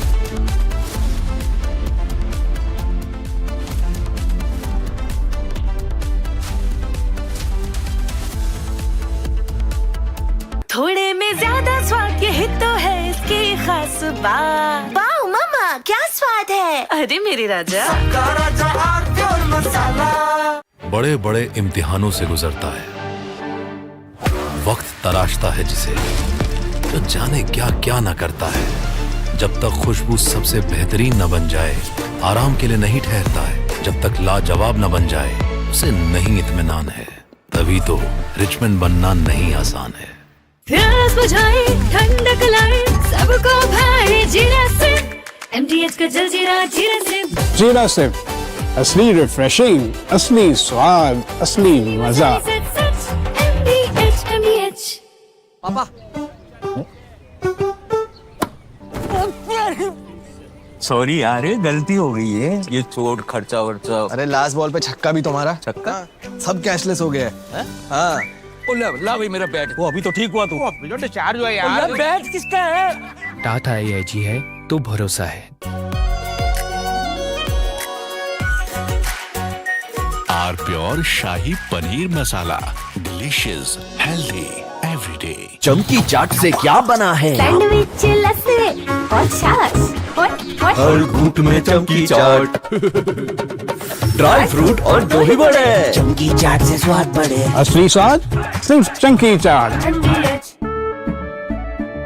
केसरिया से मन जोगी हुआ रे, दिल झूमे देखो मतवारा हुआ रे। केसरिया से मन जोगी हुआ। हर पल मनाओ केसरी त्योहार। विमल, बोलो जुबान केसरी। आर प्योर सूजी पास्ता, उबालो मिलाओ और खाओ। 8 मिनट में तैयार। क्या टेस्ट है सबका राजा, R pure masala. AU current account के साथ मिलता है free UPI QR overdraft facility और एक ही ऐप से बैंक के सारे काम। AU सोच बदलो और बैंक भी। चमकी चाट से क्या बना है? आलू चाट या फ्रूट चाट, स्वाद बढ़ाए चमकी चाट। क्या बात है? स्वादिष्ट पकोड़े और फरसान, अरे चंकी चाट है इसकी जान। असली स्वाद सिर्फ चंकी चाट। थोड़े में ज्यादा स्वाद यही तो है इसकी खास बात। वाओ मम्मा, क्या स्वाद है? अरे मेरे राजा, Just when you thought it could have been over, it's back. And Trump loves it. He loves the war. He's got nothing to do. You see, Trump is both unemployable and presently unemployed, which is why he puts out his Truth Social post at 2 o'clock, 3 o'clock, 4 o'clock in the morning. The man's got a terrible case of insomnia. Somebody take care of his health. He's going to really go down like this. He gets no sleep. He probably sleeps for 2 or 3 hours a day, then wakes up sleep deprived and goes through the whole cycle of war and more war. Now he says, I don't like what's going on, so I'm going to start firing at Iran again. Iran is firing back. And I always believe that anything to do with Pakistan, ladies and gentlemen, let me tell you, is bound to fail, because Pakistan is a failed state.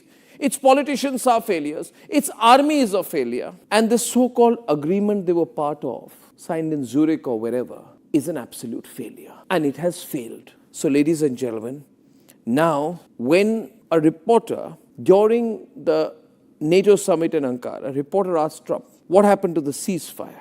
Is it finished, ladies and gentlemen? He got the answer.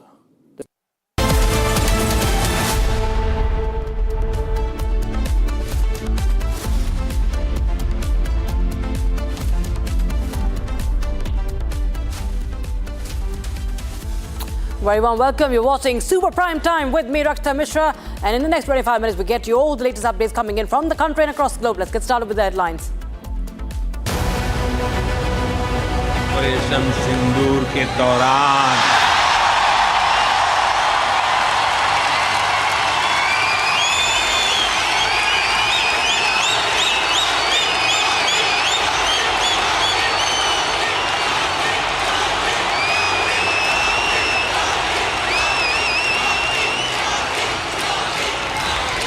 Operation Sindoor के दौरान demo तो देख ही लिया होगा।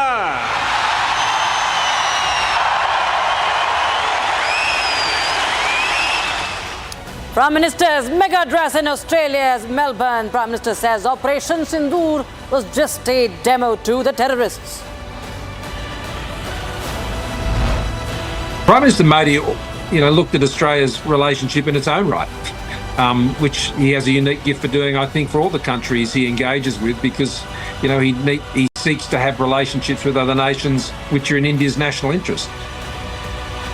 Former Australian Prime Minister Scott Morrison speaks to Arnab Goswami, hails Prime Minister Modi's policies, keeping the interests of Indians in mind.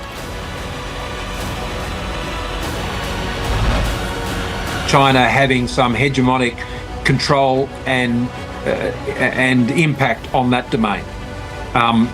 That is not in America's interest, it's not in India's interest, it's not in Australia's interest, it's not in the interest of the free world, frankly. This needs to be a free and open Indian Ocean. Former Australian Prime Minister Scott Morrison says need free Indian Ocean to ensure free Indo-Pacific. Chief Minister Devendra Fadnavis set to form 7-member committee to prepare a draft proposal for implementing UCC in Maharashtra.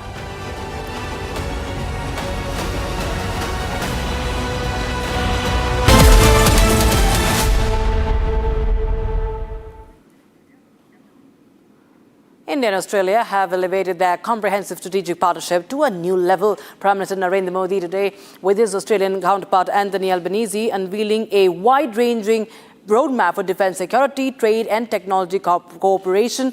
At the 3rd India-Australia Annual Summit in Melbourne, the two leaders signed a joint declaration on defence and security cooperation and announcing an India-Australia Defence Innovation Corridor.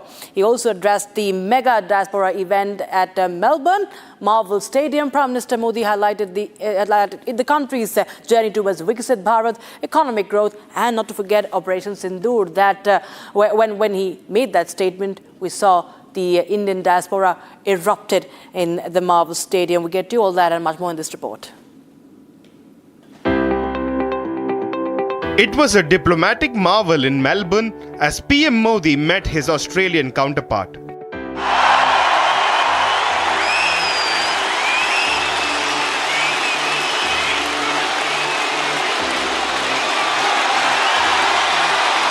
Melbourne meets Modi. The event at Marvel Stadium was a full house. Indian diaspora erupted in cheers as both leaders spoke. साल 2014 में Australia आया था तो 28 साल के बाद भारत का कोई पीएम यहां पहुंचा था। तब मैंने कहा था कि अब आपको 28 साल इंतजार नहीं करना पड़ेगा। पिछले 12 वर्षों में मैं तीसरी बार यहां आया हूं। He emphasized that the India of the 21st century is now working towards becoming Viksit Bharat. 21वीं सदी का भारत आज विकसित होने के लक्ष्य पर काम कर रहा है। ये वो भारत है जो कहता है ग्रो मोर, अचीव मोर। हम 140 करोड़ एस्पिरेशन से भरे राष्ट्र है। हम अधीर है, बेसब्र है। हम दुनिया की सबसे तेजी से बढ़ती इकोनॉमी है। Prime Minister Narendra Modi proudly spoke about India's strength during Operation Sindoor. आपने ऑपरेशन सिंदूर के दौरान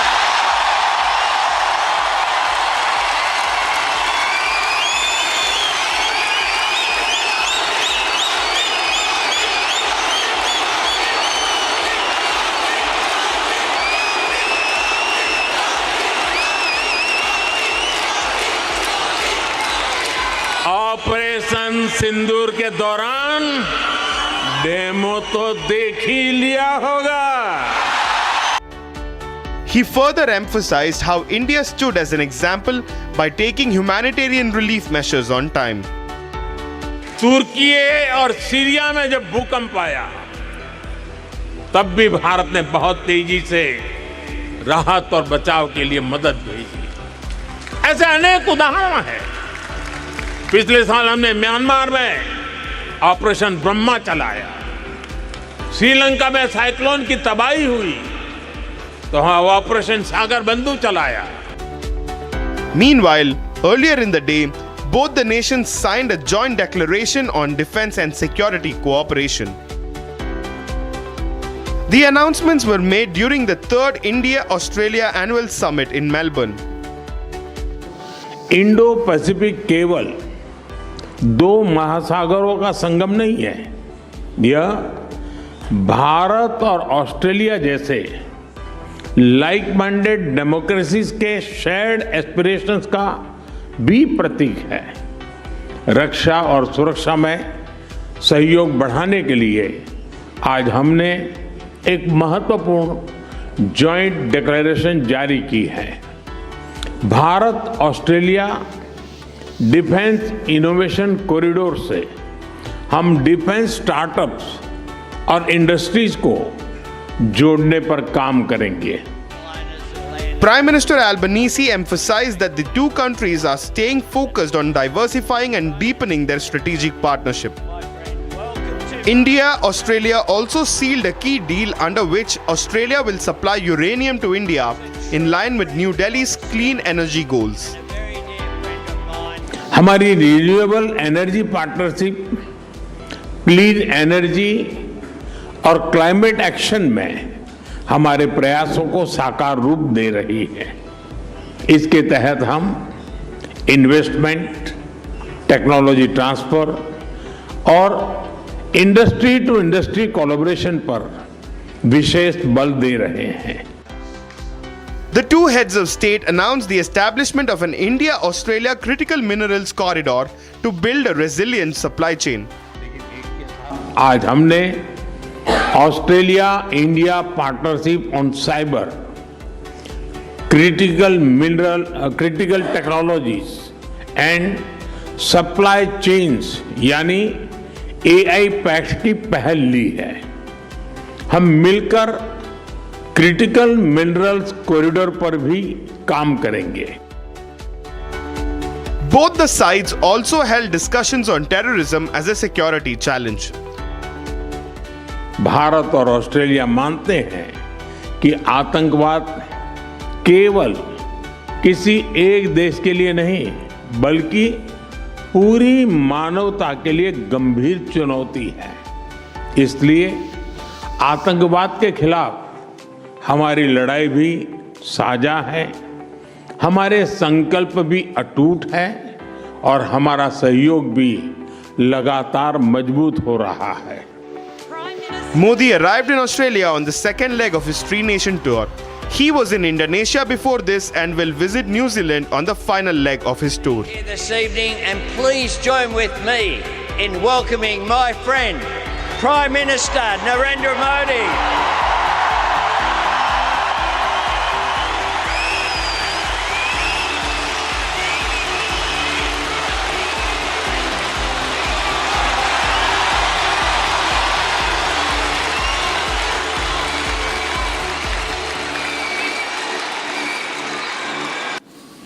Monsoon fury continues to wreak havoc in several cities across the country. In Maharashtra's Raigad, nearly 3,000 LPG cylinders were swept away today after floodwaters inundated the HPCL bottling plant. From Delhi to Ghaziabad in NCR and Surat in Gujarat, heavy rains have caused severe flooding, infrastructure collapse and massive losses that further expose glaring civic failures.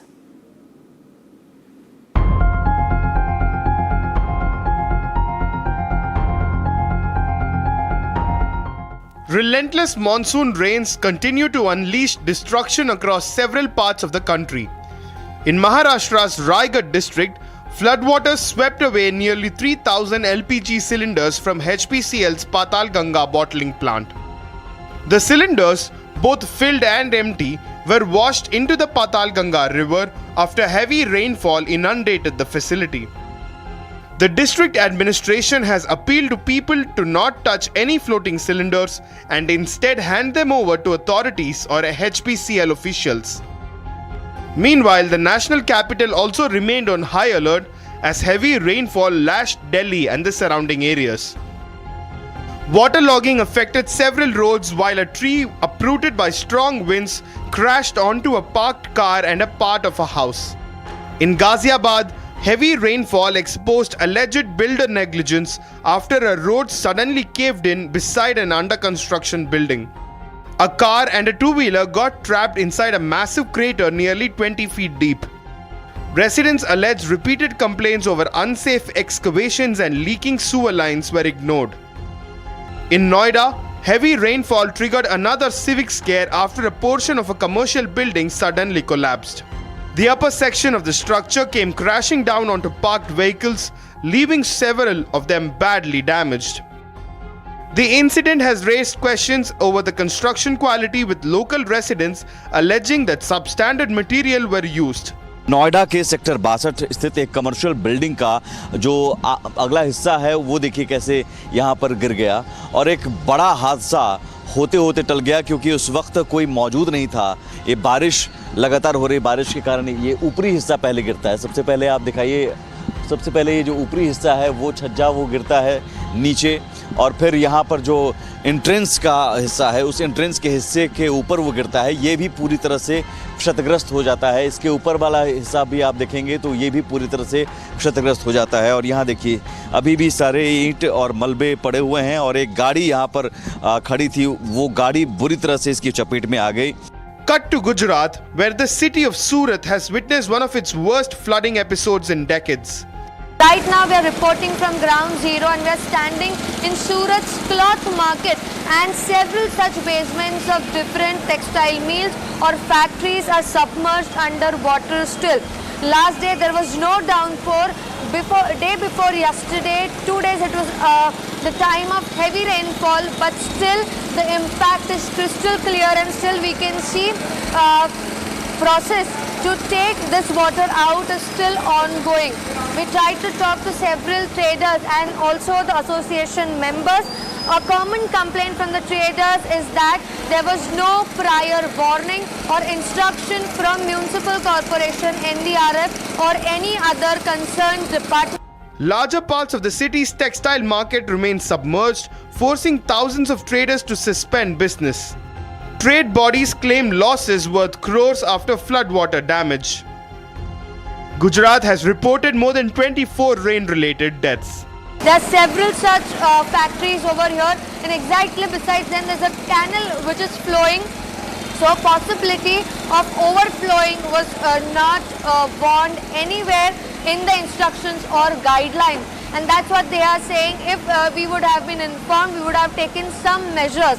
So in last 85 years all the records are being broken, and as we know in Gujarat 24 people have lost lives, in Surat 9 people have lost lives.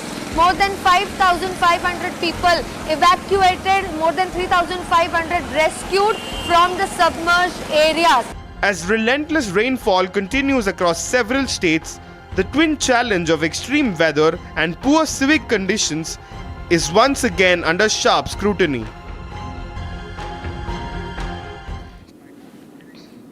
And tensions erupting in Pakistan-occupied Jammu Kashmir after Pakistan Rangers and police launched a major crackdown, unleashing violence on the protesters. They have fired upon the protesters in Rawalakot today. The Joint Awami Action Committee alleges that security forces of Pakistan used excessive force against peaceful demonstrators that included women and children, detaining several activists during the operation as well. The committee has also written to Pakistani Army Chief Asim Munir, accusing the military of violating human rights. Public anger is mounting. It seems that the water is now flowing above the head of Pakistan.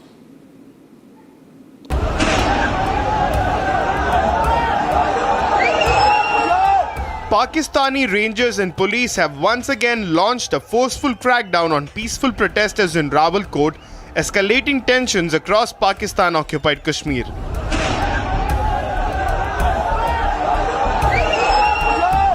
Security forces advanced towards the Kotli protest site from both the Rawalakot side and the Shujabad side as thousands gathered for the Joint Awami Action Committee's final protest call. The demonstration was organized after Pakistan failed to meet the 48-hour deadline set by the committee to address its long-pending demands. Meanwhile,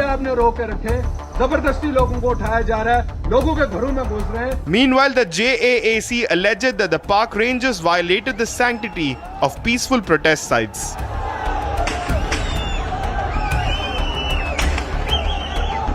They attempted to storm protest camps and nearby homes, using force against women and children.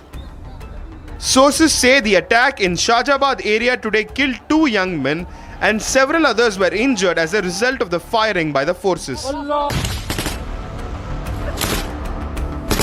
Following the attack by Pak Rangers, Dr. Masood Khalid posts a raw video from inside his car after police allegedly raided his home. The video reflected his credible fear of targeted killings by state forces in Azad Jammu and Kashmir. Approximately 35 to 40 people in police uniform with their faces covered with masks jumped over the walls of my house and they came to me. They woke me up and they started beating me. They were slapping me, punching me, hitting me with the wooden rods, and they were kicking me. Reports also suggest that several protesters were detained during the operation as authorities attempted to disperse the gathering. Condemning the action, the JAAC said it has consistently urged people to remain peaceful and pursue constitutional means to secure their rights. And Maharashtra has taken its first major step towards implementation of a uniform civil code. Chief Minister Devendra Fadnavis has announced a 7-member high-level committee headed by former Supreme Court Judge Justice Ranjana Desai to draft the rules for the UCC in the state. Announcement has, of course, triggered multiple political reactions. Opposition seeking more clarity on the proposal. Here's more. Maharashtra has formally initiated the process of framing a uniform civil code. Maharashtra Chief Minister Devendra Fadnavis announced a 7-member expert committee in the Legislative Assembly to draft the UCC rules. The committee will be chaired by former Supreme Court Judge Justice Ranjana Desai. राज्य शासनामार्फत सर्वोच्च न्यायालयाच्या निवृत्त न्यायाधीश न्यायमूर्ती श्रीमती रंजना देसाई यांच्या अध्यक्षतेखाली 7 जणांची समिती गठीत करण्यात येत आहे आणि साधारणपणे पुढच्या 6 महिन्यामध्ये या समितीने आपला अहवाल द्यावा असं अपेक्षित आहे. The panel includes retired High Court judges, a constitutional expert, a former Chief Secretary, a former Advocate General and representatives from the social and education sectors. Once completed, the committee will submit its recommendations to the Maharashtra government. Justice Ranjana Desai had earlier headed the committee that drafted Uttarakhand's Uniform Civil Code, India's first such law to be implemented by a state. Maharashtra now becomes the latest BJP-ruled state to move forward on the issue. The announcement has also sparked political reactions from the opposition. NCP leader Jitendra Awadh said he would first study the committee's recommendations before commenting on the proposal. What's your stance on UCC, which is UCC? I have yet not seen or read the contents of what Mr. Fadnavis has said on the floor of the House. I'll just go through it and then we will have to take a stand on it. Give me some time and I'll come out with a stand. Discussions on the UCC have gained momentum across the country. In May this year, Assam passed its UCC bill. With that, a wrap in this edition of Super Prime Time. Up next is the debate with Arnab Goswami at 8 p.m. More on the Maharashtra politics. Will Sharad Pawar switch sides?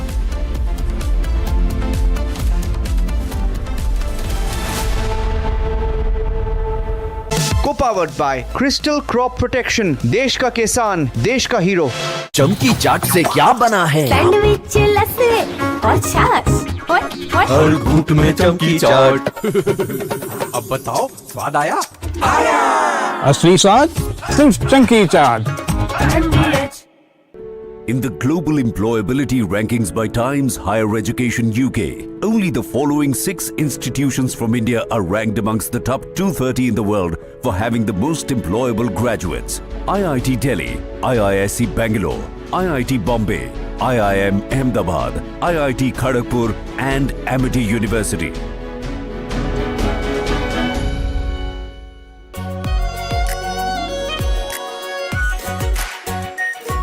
Pure shahi paneer masala, delicious, healthy everyday. Jindal साथी seal है तो असली stainless steel है। तो जब भी आप stainless steel pipes and tubes खरीदें, जिंदल साथी सील जरूर चेक करें। Jindal stainless, India's leading producer of stainless steel.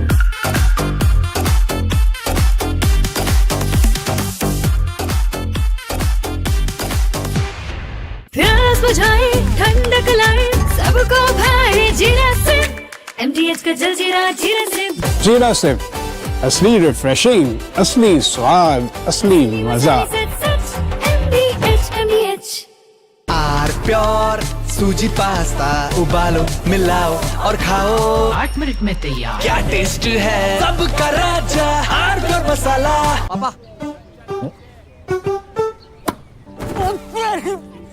Sorry यार, गलती हो गई है। ये चोट खर्चा वर्चा। अरे लास्ट बॉल पे छक्का भी तुम्हारा। छक्का? सब कैशलेस हो गया है। हाँ। ला भाई मेरा बैट। वो अभी तो ठीक हुआ तू। अभी तो चार्ज हुआ यार। बैट किसका है? टाटा AIG है तो भरोसा है। चमकी चाट से क्या बना है? सैंडविच लस्सी और छाछ। हर घूंट में चमकी चाट। ड्राई फ्रूट और दही बड़े। चमकी चाट से स्वाद बढ़े। असली स्वाद सिर्फ चंकी चाट।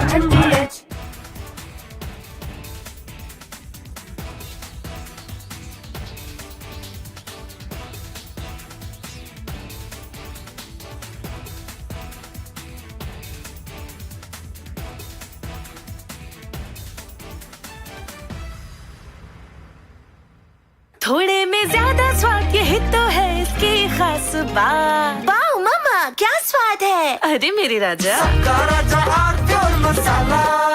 Just when you thought it could have been over, it's back. And Trump loves it. He loves the war. He's got nothing to do.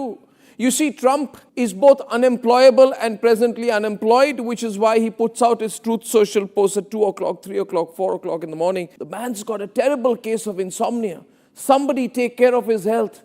He's going to really go down like this. He gets no sleep. He probably sleeps for 2 or 3 hours a day, then wakes up sleep deprived and goes through the whole cycle of war, war and more war. Now he says, I don't like what's going on, so I'm going to start firing at Iran again. Iran is firing back. And I always believe that anything to do with Pakistan, ladies and gentlemen, let me tell you, is bound to fail because Pakistan is a failed state. Its politicians are failures. Its army is a failure. And the so-called agreement they were part of, signed in Zurich or wherever, is an absolute failure. And it has failed. So, ladies and gentlemen, now when a reporter during the NATO summit in Ankara, a reporter asked Trump, what happened to the ceasefire? Is it finished, ladies and gentlemen? He got the answer that this MOU was dead. So the agreement is over and the war is back. And Trump is using very bad words. He's calling the Iranians scums. And he repeats the words. He says they are scums.